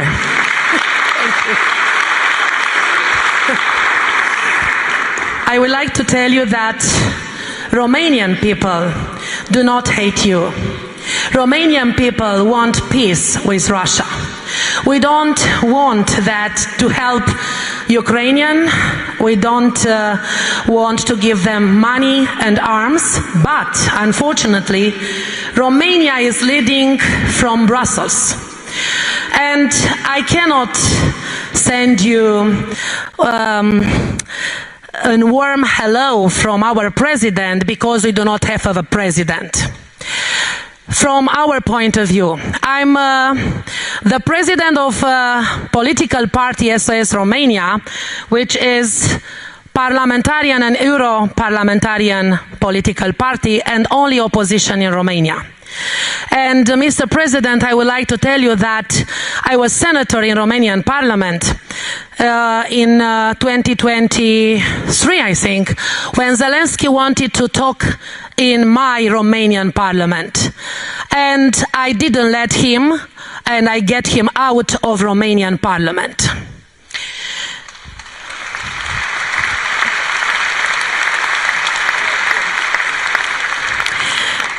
Well, and I would like to send you from the bottom of the hearts of Romanian people and European people who thinks a lot and who have brains, that we want to cooperate with Russia. We are not enemies. You are the biggest country in the world. You are one of the biggest economy. We admire you for your force, and we admire entire Russian people.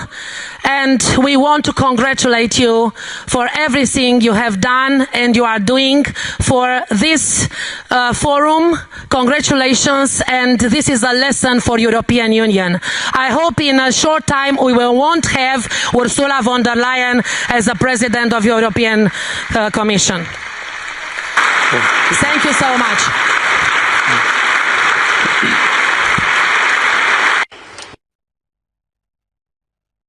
Thank you very much indeed. You're very much welcome.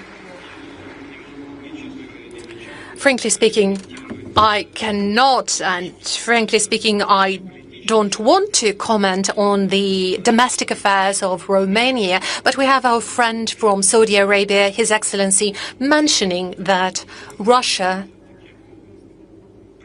is largely an Orthodox country still. Well, Romania is also Orthodox. So my request is, please convey the warmest greetings and best wishes to all Orthodox people in Romania.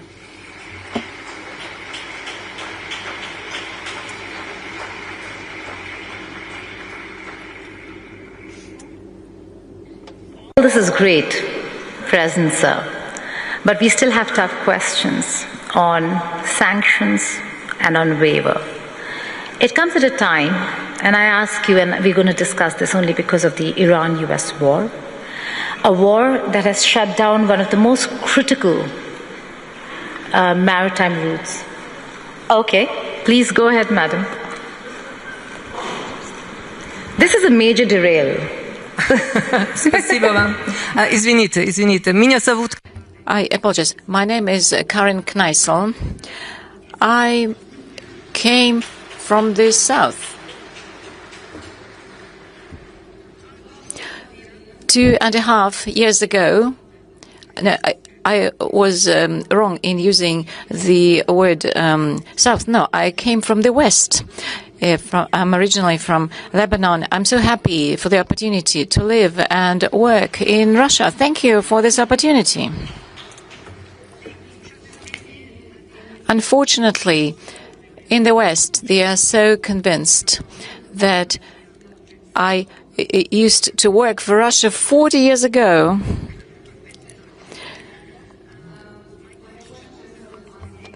Because I think there's also no German interpreter. I know that the President insists on German, but let us do it in English.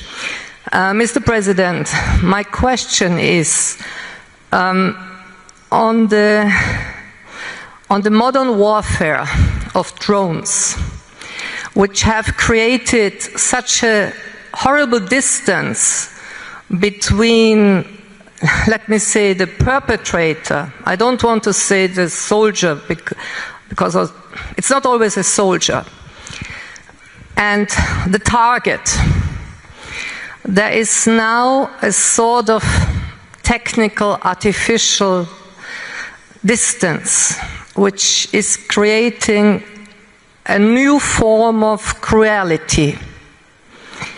And we don't anymore have any sort of code of honor between the parties. It was different still in World War I.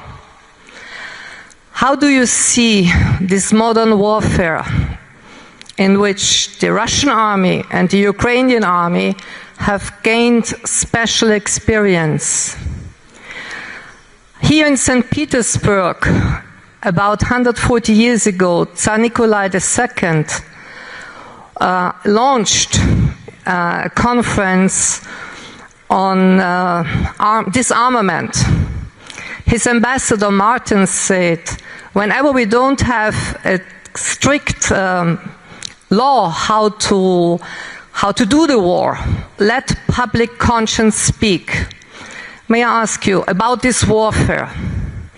How can we handle it? How can it be done or be finished? Thank you.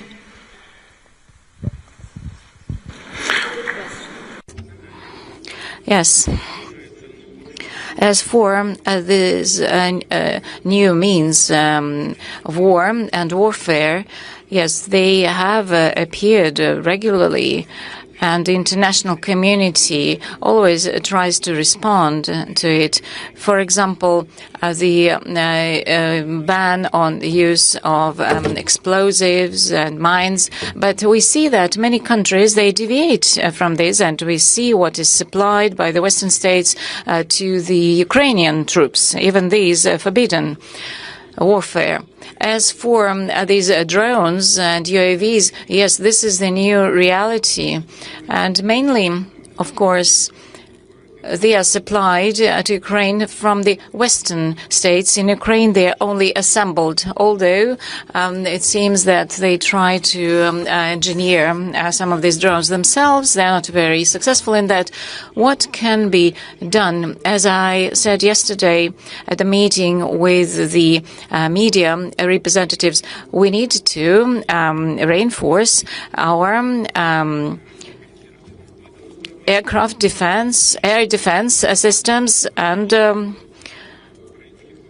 do everything possible in this respect. And unlike the Ukrainian troops, we have the whole range of technologies and resources for developing this. We have schools, we have training centers, we have a developed industry.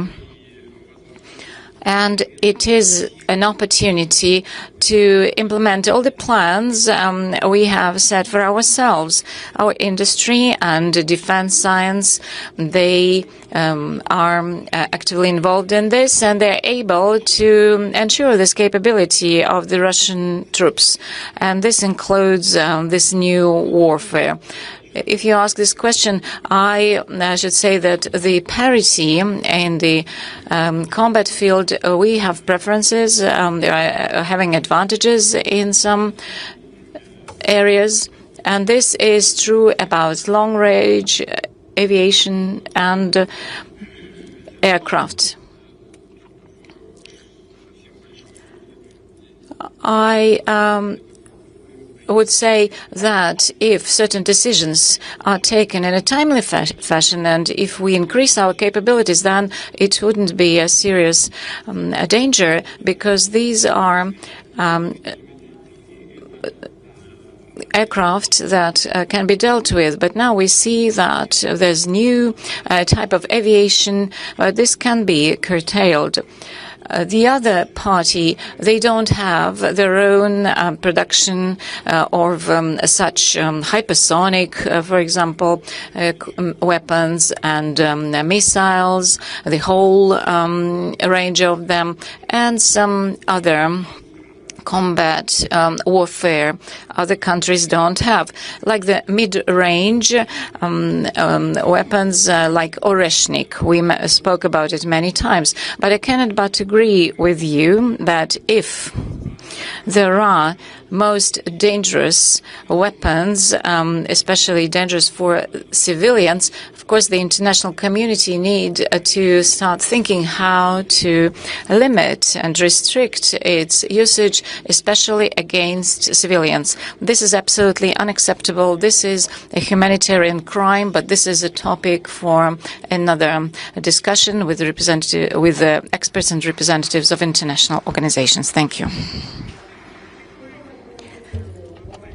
I just take one question from Madam President here. You said 1 out of 4 will be African. By what? By when? By 2050. And I ask you this because we ask this to everybody who boasts about population and the fact that they have a huge population. It's not about quantity, it's about quality. What do you have to offer to the world? What does Africa have to offer to the world in terms of quality?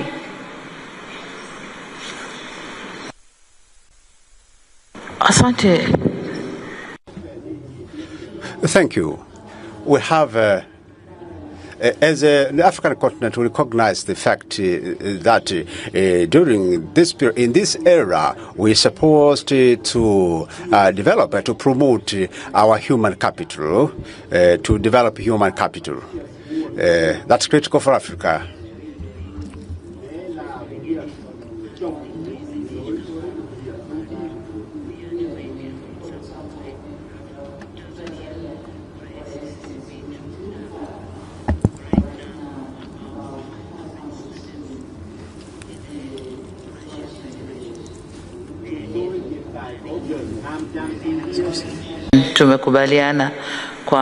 We have, in our discussion, agreed that we'll get more opportunity to take our children to Russia for education, because we have new areas which are being unlocked. For instance, if we speak of a digital economy or digitalization of economy, we have to learn what is it. When we speak of nuclear energy, we also need to get nuclear engineers. We need to get all the experts who can work in that field. So development of human capital, that is the direction we want to take. It is critical to our development, but secondly, especially for Africa,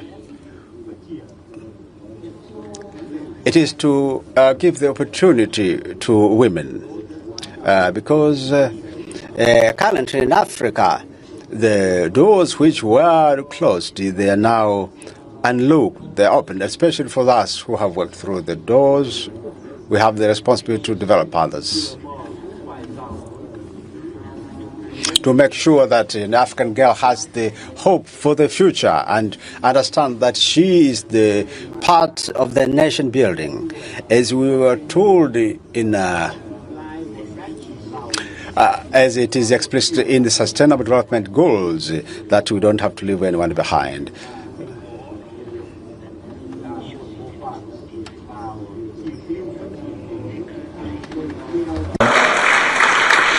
A country growing at 80%, 6% GDP growth annually, how can it manage without involving each and everybody? So society inclusion is very, very important. And you said it right, CO2 society inclusion, but quality. Not only society inclusion, but everyone has to be involved.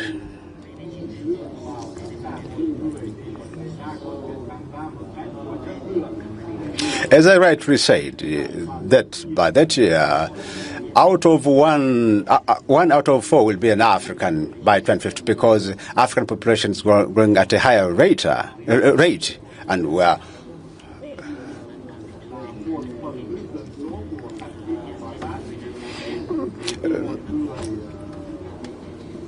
Tanzanians, Ghanaians, so many students from African countries, they are there studying.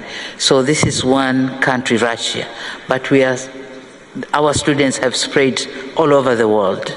So we are trying to build our human capital, and both boys and girls. So that's why I said in those years, 9 out of 20 countries that would lead the economy, 9 are coming from Africa. And I think Tanzania is one of them. Thank you.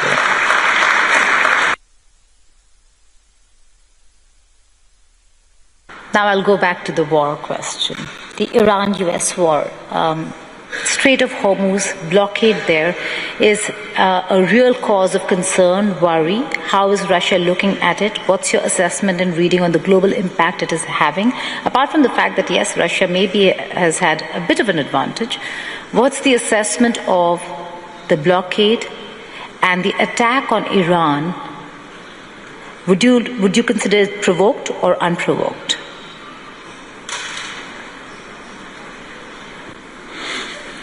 Yeah. I don't see any provocations on the part of Iran. I believe at some point we agreed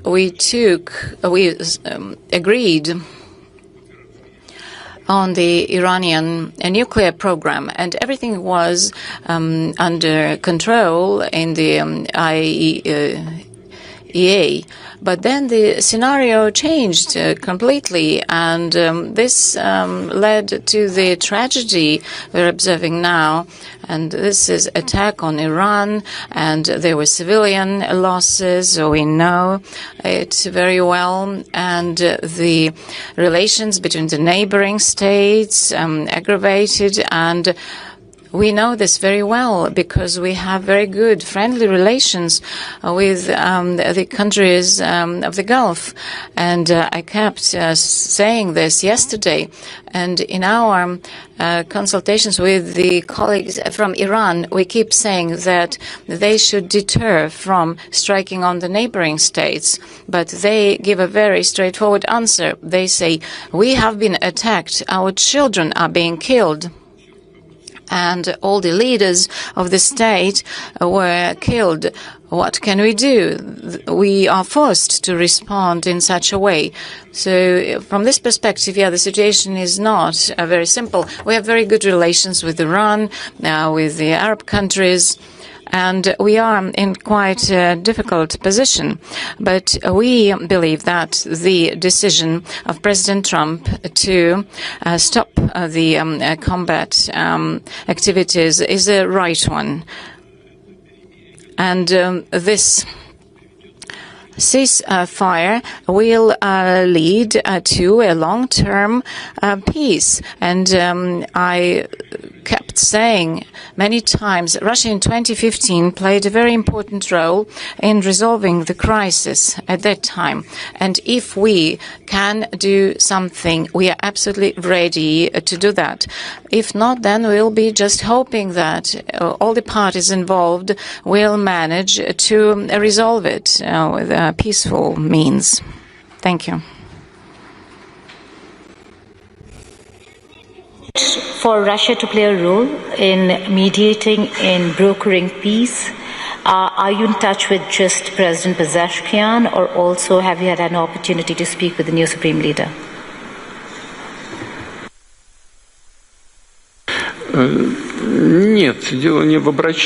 Well, this is not about them approaching us.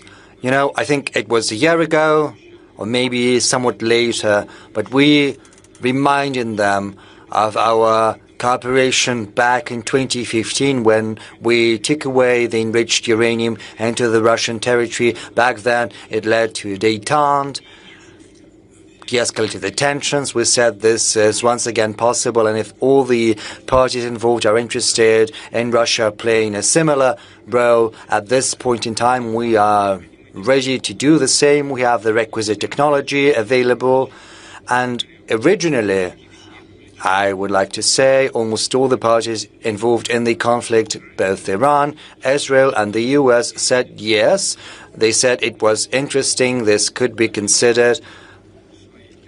But then they started to toughen their requirements, and this has brought about the current situation. Our proposal remains on the table. We're not insisting on anything. Should the parties involved in the conflict arrive at a conclusion that this is a good proposal, we'll be happy to help. If not, we will simply follow the situation, and as far as we can, we will try to help alleviate somewhat the tensions around this situation.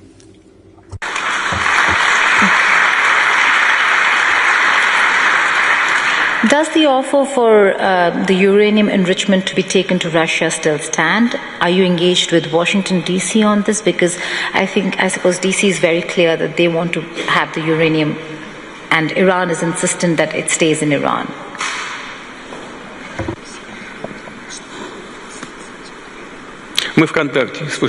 We're in contact both with Washington and Tehran and with Tel Aviv as well.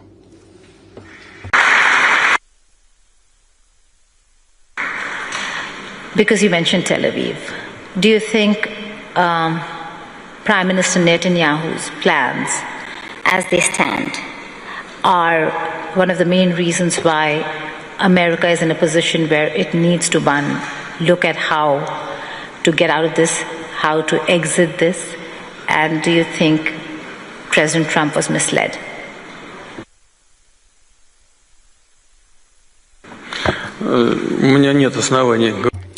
Well, I have no grounds to believe that President Trump was misled, because he's a very mature person, a very experienced politician. I don't think anyone from outside can exert any significant influence on him.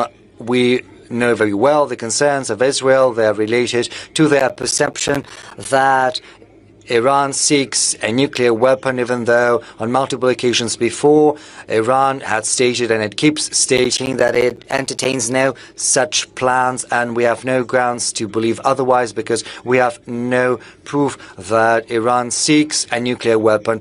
But that said, Israel has these concerns, and the main problem around this situation is the lack of mutual trust between the parties.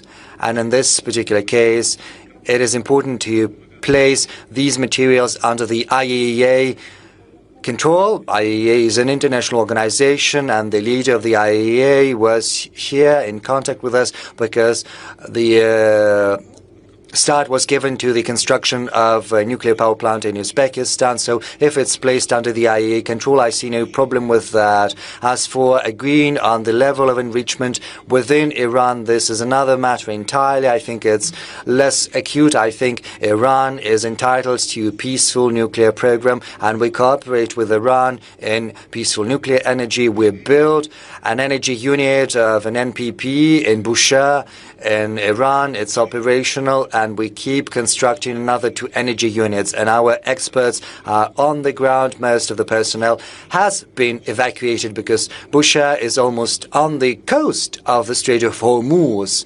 So basically within the area of hostilities, part of the personnel, the women, the children, we have had to evacuate them, but some of the personnel still remain. And in that case, I would like to draw your attention to the fact that we're in contact with both Israelis and the Americans on this matter. They told us, yes, some things, missiles fell. Next, that was a coincidence, that was not deliberate. There are no grounds that it would be repeated, and we have no grounds not to believe them. We see Israel's concerns, and also we see there is a willingness to ensure the safety and security of the NPP in Bushehr, but it's quite otherwise in Zaporozhye, where there's the NPP and where the Ukrainian armed forces are constantly carrying out strikes next to the station in the proximity, and there was a recent strike. I think they lost their minds. They struck against the energy unit, but luckily there's been no consequences. It has been shut down, but it was not damaged, and yet the situation is very, very dangerous because there's this spent nuclear fuel, and should the vessels carrying them be damaged, a very big question begs itself where the wind is going to blow, and there's no guarantees that it's going to blow in the Russian direction. Probably it's going to blow in the European direction. So the Europeans that are condoning the actions of the Kiev regime should think about their own safety. Incidentally, quite ambiguously, unequivocally, this was mentioned by the head of the IAEA, Mr. Grossi. This is what he said. And now getting back to your question. In general, once the situation calms down, we intend to keep working with our Iranian friends and constructing these nuclear facilities. But of course, we could play a certain role here. We could assuage the Iranian concerns, because they're concerned that there are restrictions being placed on their peaceful nuclear energy. But since we are working with them, we stand ready to provide them with everything they need, including the enriched uranium they need for their nuclear energy. Economic or friendship or economic partnership, President, sir, there are reports in Western media where they say that Russia has supported Iran, not just symbolically, not just in words, but in satellite images, in data sharing, in information sharing. What do you have to say to those reports?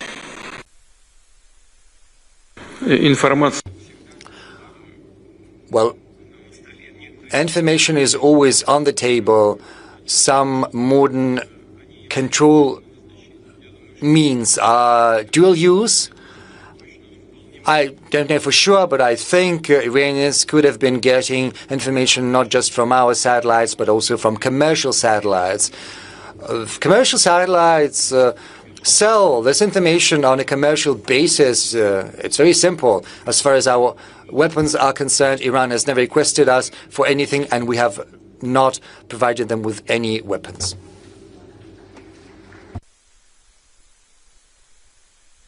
But these wars today have shown a different side of modern warfare. Drone technology, whether it's Ukraine or for that matter Iran, way ahead in drone technology, in the use of artificial intelligence. How does Russia fare, and what's your assessment on what you want to do, and reading on Ukraine's drone technology, Iran's drone technology?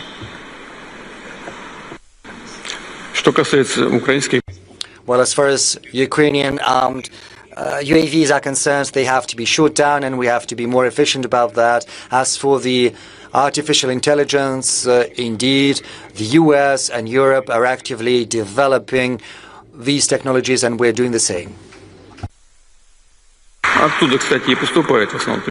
And mostly UAVs or spare parts for UAVs come from Europe to Ukraine. Some spare parts come from the US. Whereas our UAVs are completely domestically produced. Is AI an enabler or a disruptor?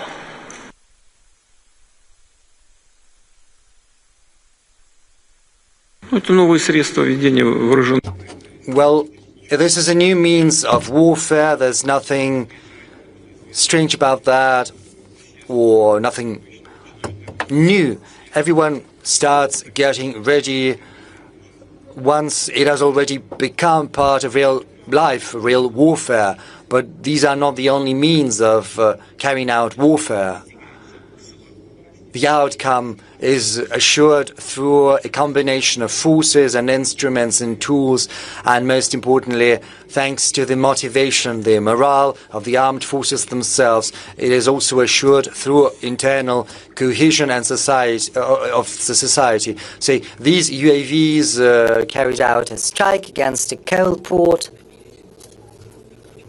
So they created some noise. There was this fire because of the coal. Did they achieve something? Yes, they did. Is that a decisive factor for achieving their goals? No, it's not. Because you need internal cohesion and union in society. You have to have your own industrial base for defense industry. You have to have your own scientific base and your own resource base. Russia has all of that. And we do that, and we will do that. So the sooner those who are fighting us understand that, the better it's going to be for them. We're coming to the fag end, but I still have a few questions. Yes, I'm sorry. You spoke about Iran, and we have to do them credit.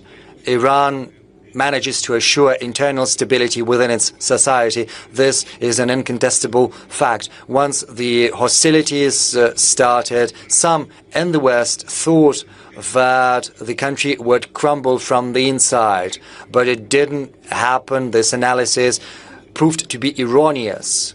Quite the contrary. As we can see, the Iranian society is getting increasingly consolidated. You must have seen it. You must have heard it a month ago or so. Once the conflict was launched, the first strikes were carried out. The Iranian regime, the leadership made an appeal, sacrifice your life for Iran. 5 million people volunteered, and now more than 10 million, and all of them volunteered to sacrifice their own life for the sake of their country. And this is a fact, and this is something you have to keep in mind all the time.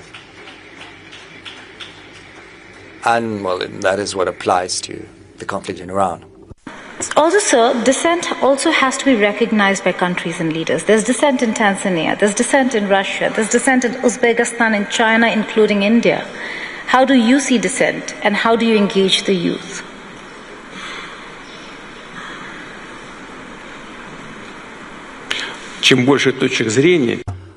The more points of view exist, the better it is, because you can choose the best. Okay, I have to ask my India question. Yesterday you were meeting with some of the editors and you spoke about Su-57s and that it was an offer for a collaboration. Does that offer still stand? What are the details? And what's the conversation you're having with New Delhi?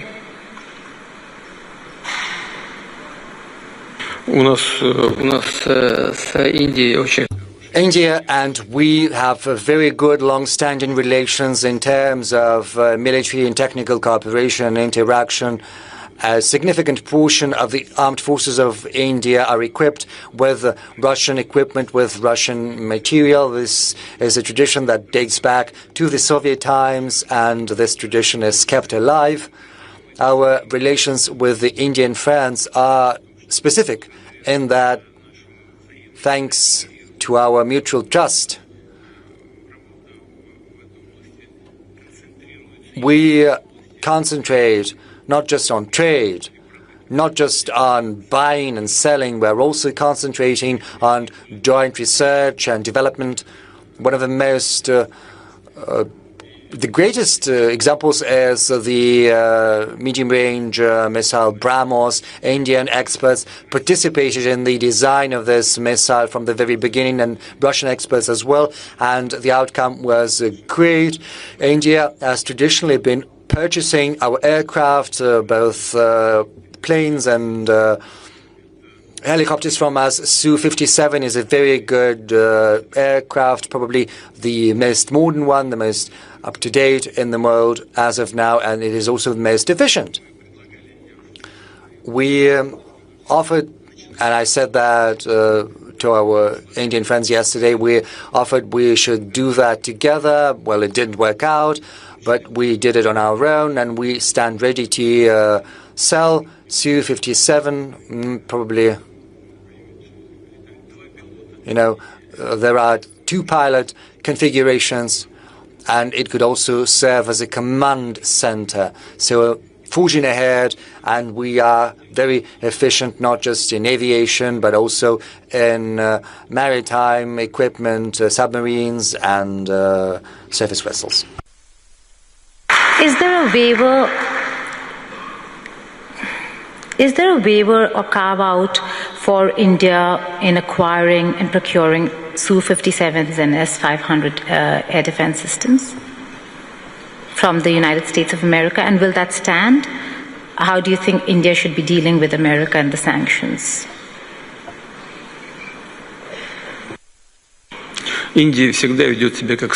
Well, I would say India always acts as a sovereign country, and under the leadership of Prime Minister Modi, any potential threats of sanctions would boomerang immediately. And I know that for sure we've been in close talks with Prime Minister Modi for a long while, and he knows that for sure. We all remember time when Prime Minister Modi was banned from going to the territory of the United States of America. And I know that Prime Minister Modi would never forget about it. Now he's a Prime Minister, all the sanctions have been eliminated, and the relationship between the USA and India are developing successfully, as I understand. And India is a sovereign country, and it is free to choose those products that they consider to be most up-to-date and most applicable for them, and obviously offering the best price-quality ratio.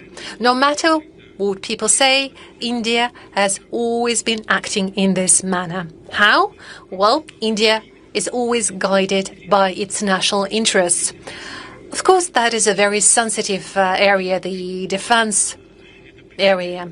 But one thing is particularly important. It is crucially important. And the thing is that our cooperation with India, just like with all other partners of ours, is not subject to political environment. We can't be dictated. Do not deliver that to India. Nobody can dictate us, and nobody would even try to do that. We are always going to do what we consider to be right, and we will always stand true to commitments given to our partners, especially such partners as India. And in this spirit, according to those rules, we do our business, and this is how we're determined to continue. I began the session by saying we can't be dictated to, and my co-moderator, President Putin, has said the same. On that note, we end the session. Thank you so much for joining us.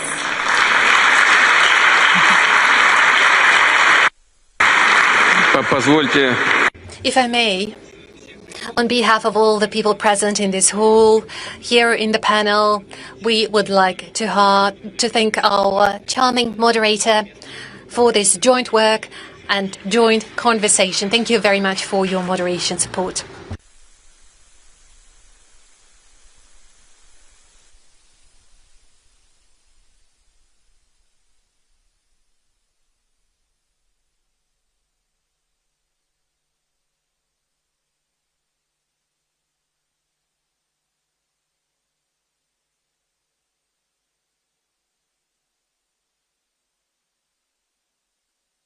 Done.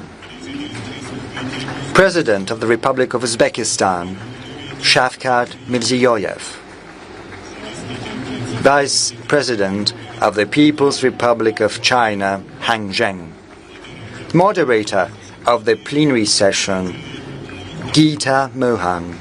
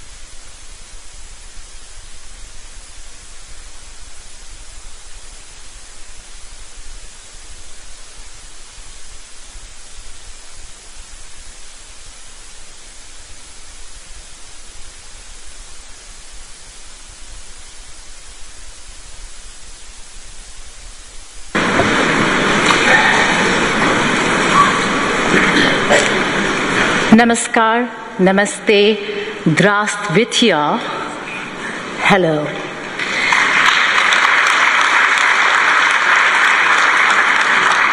Excellencies, distinguished guests and friends, it is a privilege to welcome you to this very important conversation at a time when the world is clearly standing at an inflection point. For decades, the global economic order was shaped by a few powerful capitals, a few dominant institutions, and a few accepted rules of engagement. But a new global economic order and architecture is emerging, one that is more diverse, more contested, of course, but also more representative. The countries on the stage reflect that shift. We have Russia, a major power at the center of today's geopolitical realignment. China, one of the world's largest economies and a defining force when it comes to AI, trade, and infrastructure. We also have Uzbekistan, representing the rise of Central Asia and as a region of energy, connectivity, and geostrategic opportunity. And then we have Tanzania, an important African voice led by one of the most significant women leaders of our time.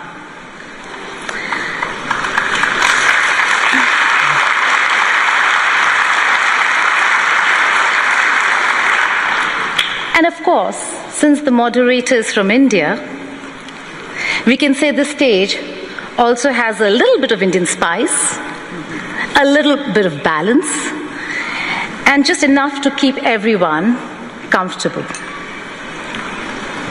The question before us is simple but profound. Are we witnessing only a redistribution of power, or are we witnessing the birth of a fairer world order? The era of being lectured, pressured, or bullied is seriously being challenged. At the same time, independence is not easy. Strategic autonomy comes with costs. So today's discussion is not merely about geopolitics. It is about price of sovereignty, something President Putin has emphasized time and again. Can countries protect their national interest without being forced into camps or being sanctioned? It is about whether a multipolar world will be genuinely fair or simply replace one center of power with several competing centers. It is about whether BRICS and South-South cooperation can move from rhetoric to real economic instruments. It is about whether alternative payment systems, new trade corridors, energy partnerships, and technology cooperation can give the Global South true agency. And And it is about a new world order where countries no longer want to be spoken for, but want to speak for themselves. With that, let us begin our conversation today.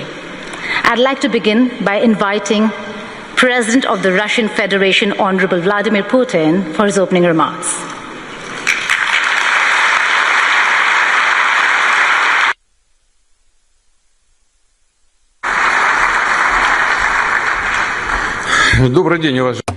Good afternoon, ladies, gentlemen, President Mirziyoyev, President Samir Suluhu Hassan, Vice President Hang Zheng, ladies, gentlemen, it is an immense pleasure to see this august assembly, this room packed with people. President Mirziyoyev and I have just exchanged our views, and he said the room is packed, which is testimony to the interest caused by the St. Petersburg International Economic Forum.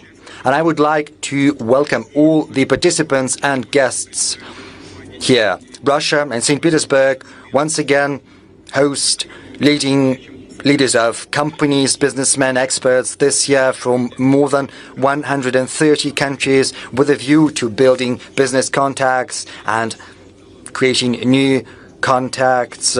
Our moderator has just given us a very high bar to which we should rise up, and I'm going to talk about. But before we came here, she said that the atmosphere is very good, and it was thanks to the organizers. So at the outset, I would like to thank the organizers of this forum, everyone who participated in the organization process. Thank you. The unique nature, the attractiveness of SPIEF consists in this possibility of a frank dialogue on issues that are of interest to entrepreneurs, to whole industries and whole countries, and we're always open to those who are interested in working with other countries, those who stand ready to engage in mutually beneficial cooperation on equal footing. This approach, which consists in listening to one another, understanding the interests of one another, arriving at common solution, that is what harmonious path of development is all about. It also implies the opportunity to find solutions to the challenges the modern world is facing. We see that the energy markets are undergoing shocks. We see tensions provoked in certain regions. First and foremost, right now I refer to the Middle East. We see the short-sighted policies pursued by the European bureaucracy, which is accompanied by aggressive rhetoric and leads to further loss of Europe's position in the world economy. Moreover, it undermines regional as well as global security. As a matter of fact, the European elites are provoking chaos, and they are trying to plunge more and more countries into this chaos. These processes, they were not born of their own. This is the consequences of the fact that over the last decades the world is undergoing the most profound structural transformation, which is not a transition from one stage to another of the cycle. The very paradigm of global development is shifting. What did we have in the past? What I want to draw your attention to is the fact that for decades global development model was based around a restricted number of financial centers, technological solution, insurance and logistics hubs, rating agencies, as well as reserve currencies. And this architecture was portrayed as universal, as something that fits allegedly everyone, and hence allegedly neutral. But as a matter of fact, it was increasingly often used as an instrument for political pressure and unfair competition when settlements, technology, logistics, and sometimes even access to information can be switched off in the blink of an eye in order to punish those who choose to act in their own national interests. Basically, this was a deliberately created system of dependence, or system for taking someone else's resources out of them. Right now, the overwhelming majority of countries see that And this is something that is seen by entrepreneurs, banks, industrial companies, farmers, as well as transportation companies. They see that their investment plans to develop their business can face serious risks, that the external infrastructure they use can be turned against them. That is why countries begin to pursue their own technological solutions, building their own supply routes as well as institutions. Russia feels the full brunt of these changes. The pressure against our country remains, and yet the space for maneuver is growing. We see new partnerships, new financial and technological solutions. We're exploring more promising markets. Thus, Russia believes that the global changes are not just a threat. They also carry enormous opportunities, and to seize them, we're trying to act swiftly and pragmatically. I will reiterate, this current turbulence goes back to the fact that from a vertical hierarchical model which served the interests of a very small group of countries, the world is transitioning to a distributed, more comprehensive multipolar system.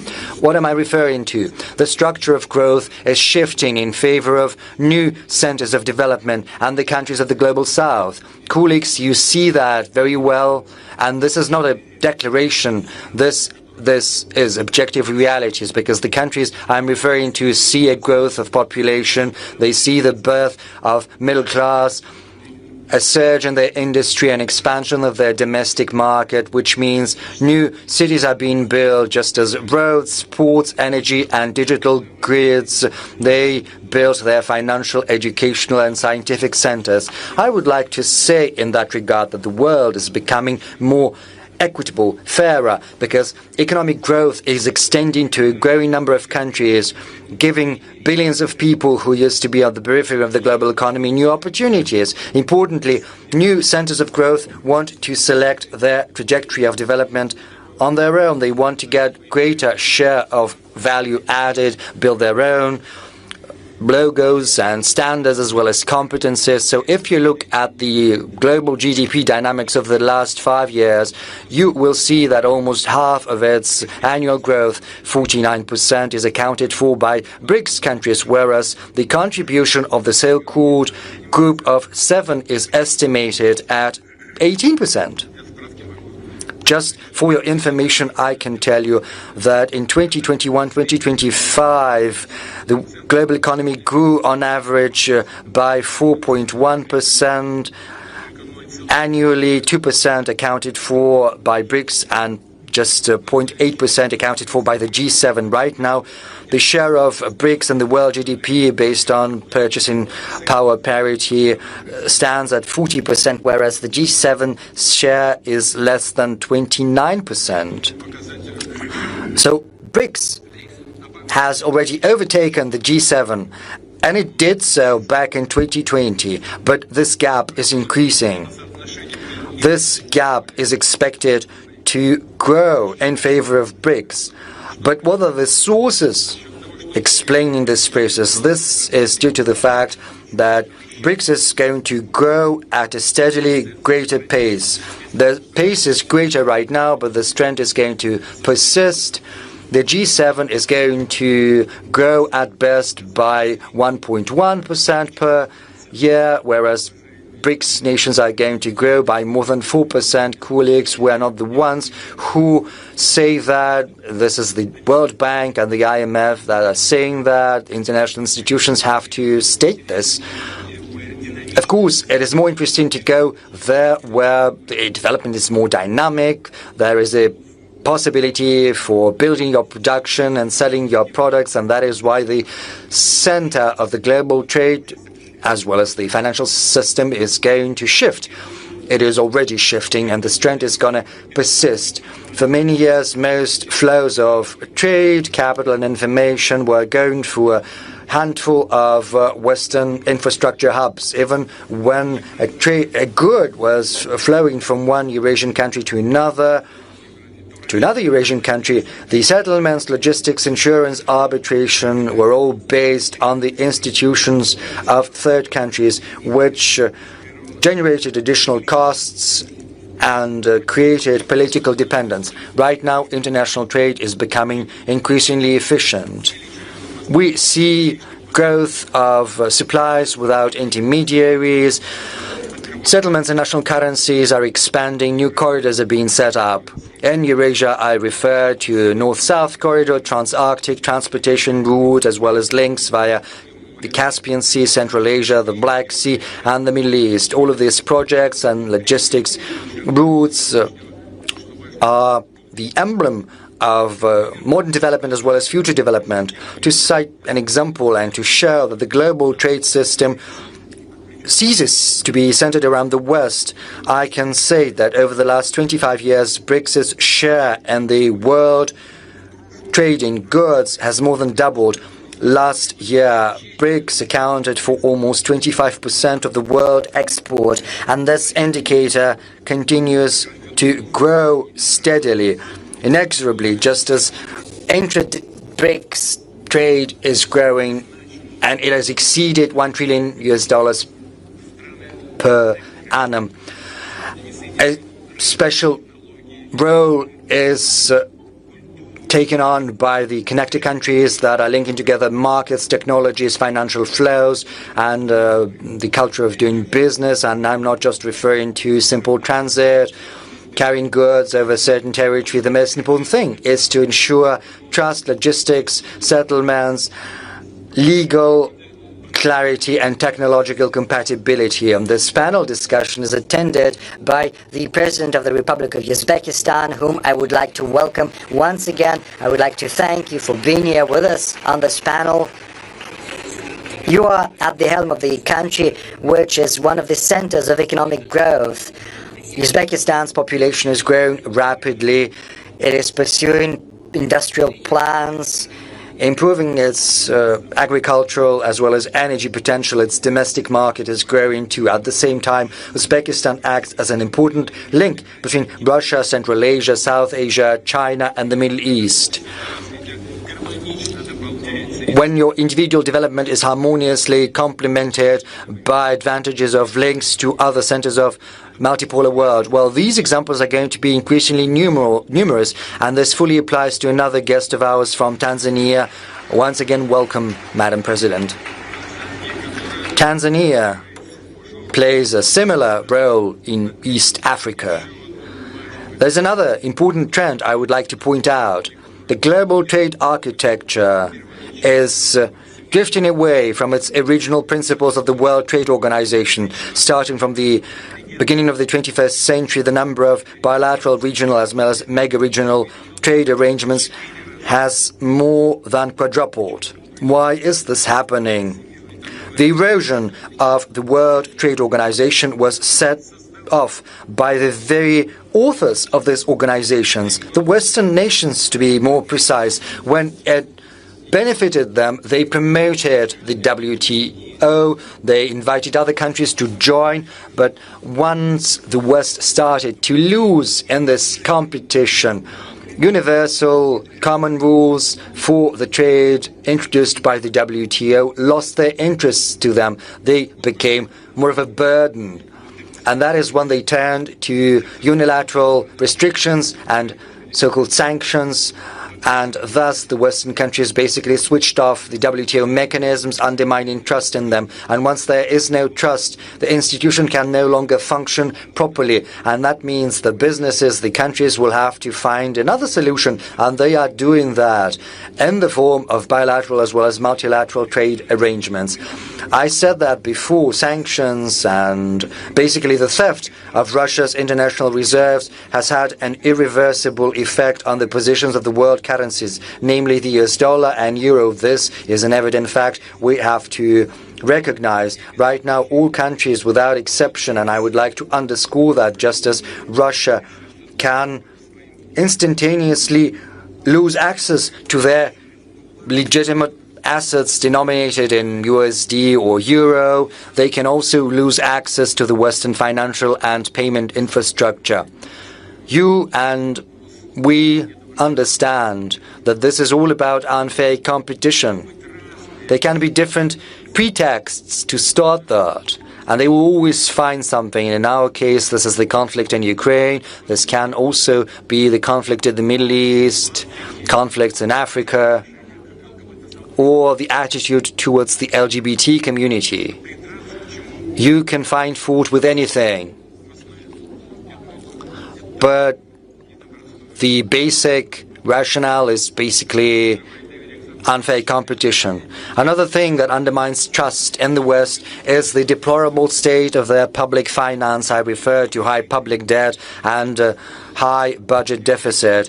The Eurozone public debt rose to 81.7% of the GDP in 2025. The worst indicators, they are in Greece 146, Italy 137, France 115, Belgium 108%, whereas in Russia it's 16.4% only of the GDP. Well, it's floating a little bit. Yesterday I spoke about that, meeting the heads of information agencies, news agencies. Some experts say it's 15.8, but the figures are incomparable. The deficit of the Euro budget in 2021 stands at 3.1% of the GDP. Poland has a maximum deficit of 7.3%. Belgium has a deficit of 5.2%. France, the deficit of 5.1%. The US has 5.9%, whereas in Russia the budget deficit is 2.6%. Maybe by the end of the year it will have risen a little bit, but still it will be inferior to the budget deficit in other advanced economies. This situation is fraught with the possibility of a surge of inflation, which happened back in 2021, 2022, when just in 2 years the prices in the Eurozone and the US grew by 14%. And that means that countries of the world are decreasing their assets. In the West, they're transitioning to payments in national currencies. They're making wider use of alternative payment systems, increasing the role of digital financial assets as well as the digital currencies of their central banks. Russia is mostly using national currencies in its trade contacts with our leading partners. The share of ruble in our exports stands at 65% or so almost 2/3. I would like to underscore that the world needs a modern, agile and responsible financial architecture without any risks of restrictions or barriers, rather with incentives for sovereign development. These instruments have to decrease costs, speed up settlements, increase access to funding. And of course, we have to make sure there is no tax evasion, no fraud, no money laundering. This is something that has to be in our spotlight always. Historically, the West has been seen by other countries as the source of technological development. But right now, we see some fundamental shifts in this context. Over the last 25 years, the BRICS countries have significantly increased their high-tech export. Right now it has risen to more than 1/3 of their global supplies, which means that the global technical leadership is shifting. This is a gradual process, and yet it is already ongoing. Now, a strategic partner, China, has most patents in artificial intelligence. Incidentally, Russia also has very good, promising advancements there. Let's give a round of applause to the Vice President of the People's Republic of China, whom we would like to welcome.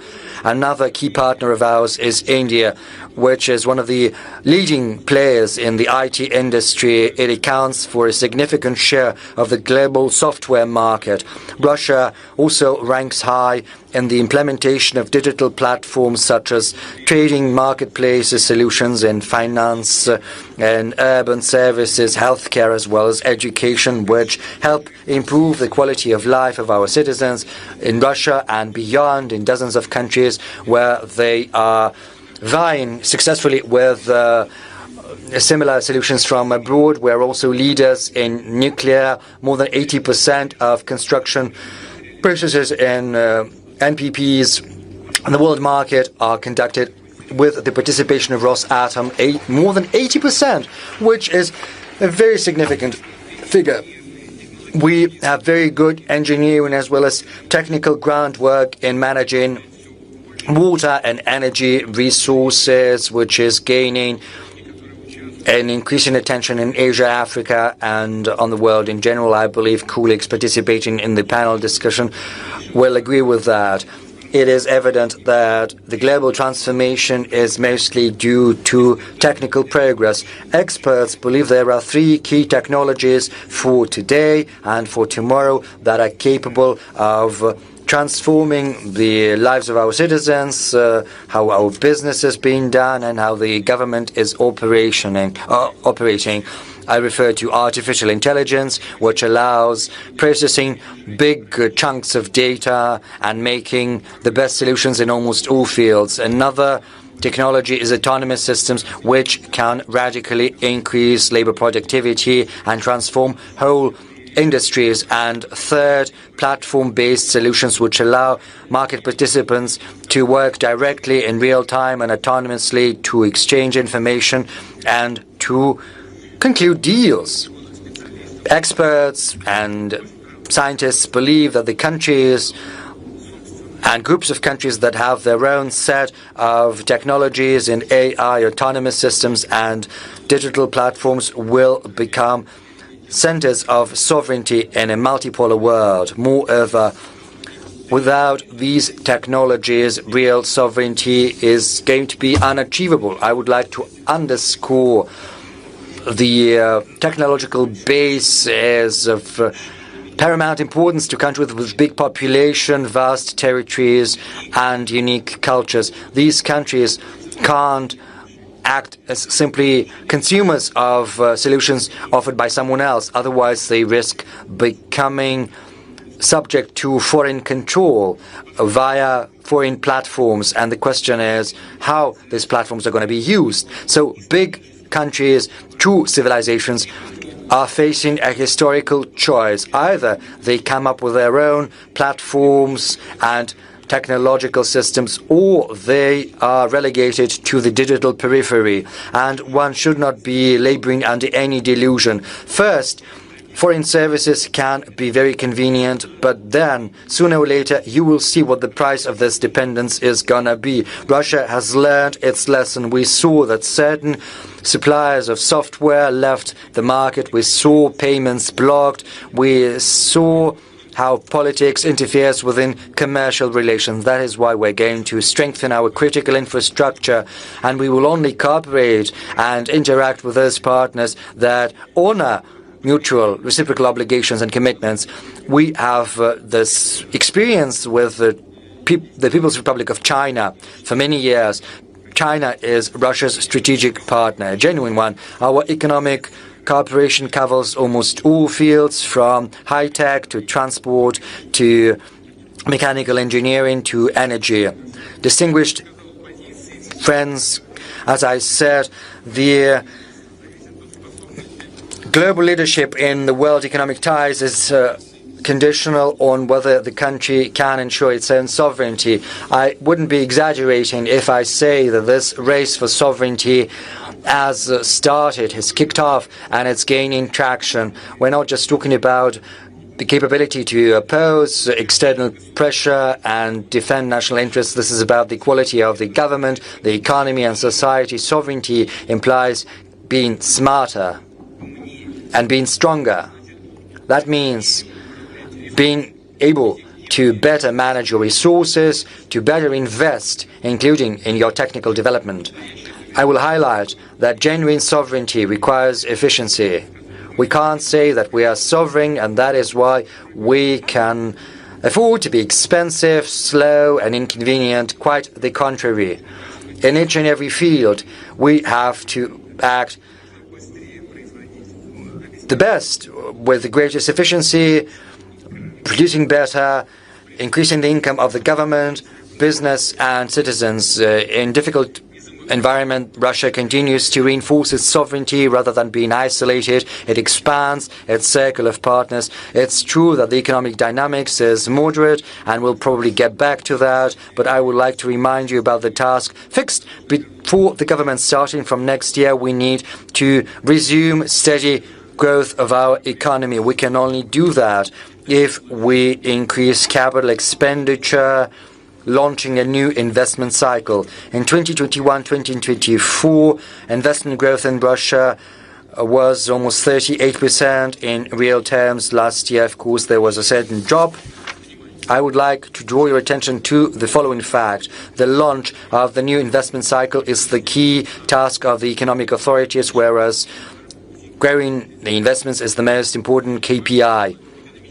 It's important that economic growth should be well balanced. It should be based on domestic demand and combined with further reductions in inflation. And inflation has slowed down significantly and it keeps going down.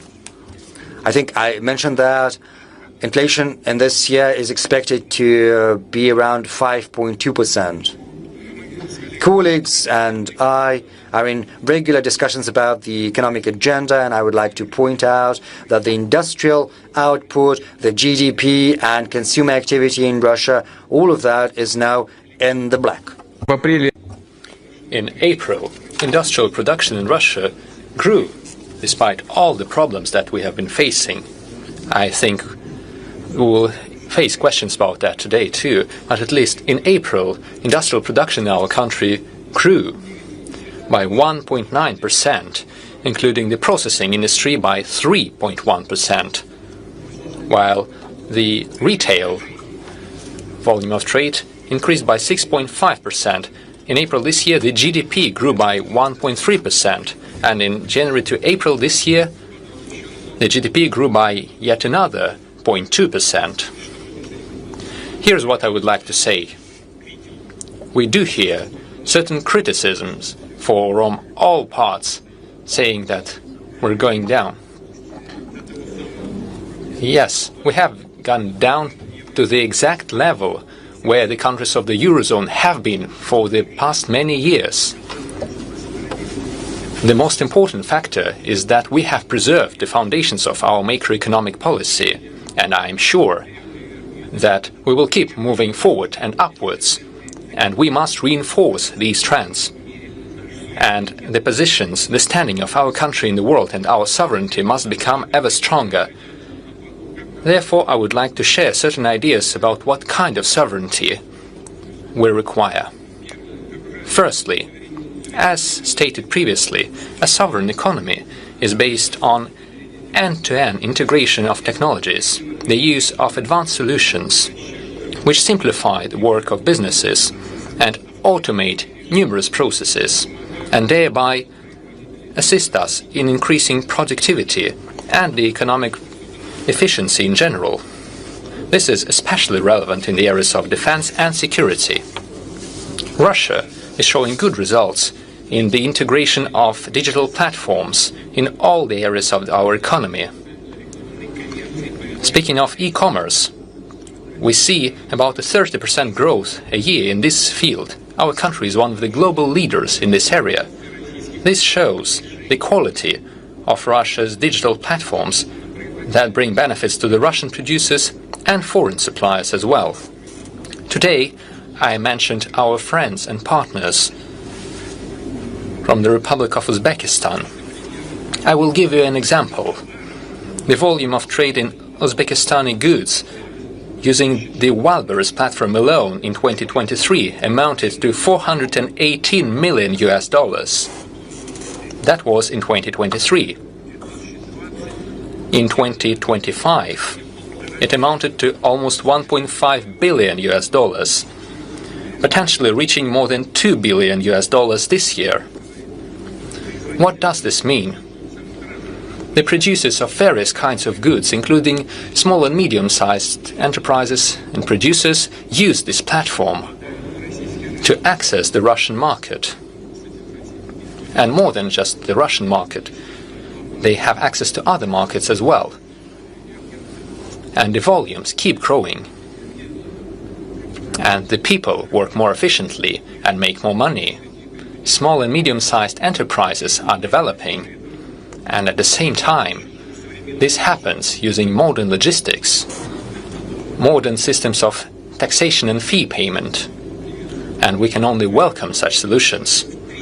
The volume has already grown by 3.5 times and continues to rise, thanks to access to all the consumers on the Eurasian economic space and access to the partner countries, for example, in the dynamic African continent. This is also what we see using our platforms. Today, this Russian platform opens opportunities for businesses to reach more than 500 million potential customers across the world, and the numbers keep growing.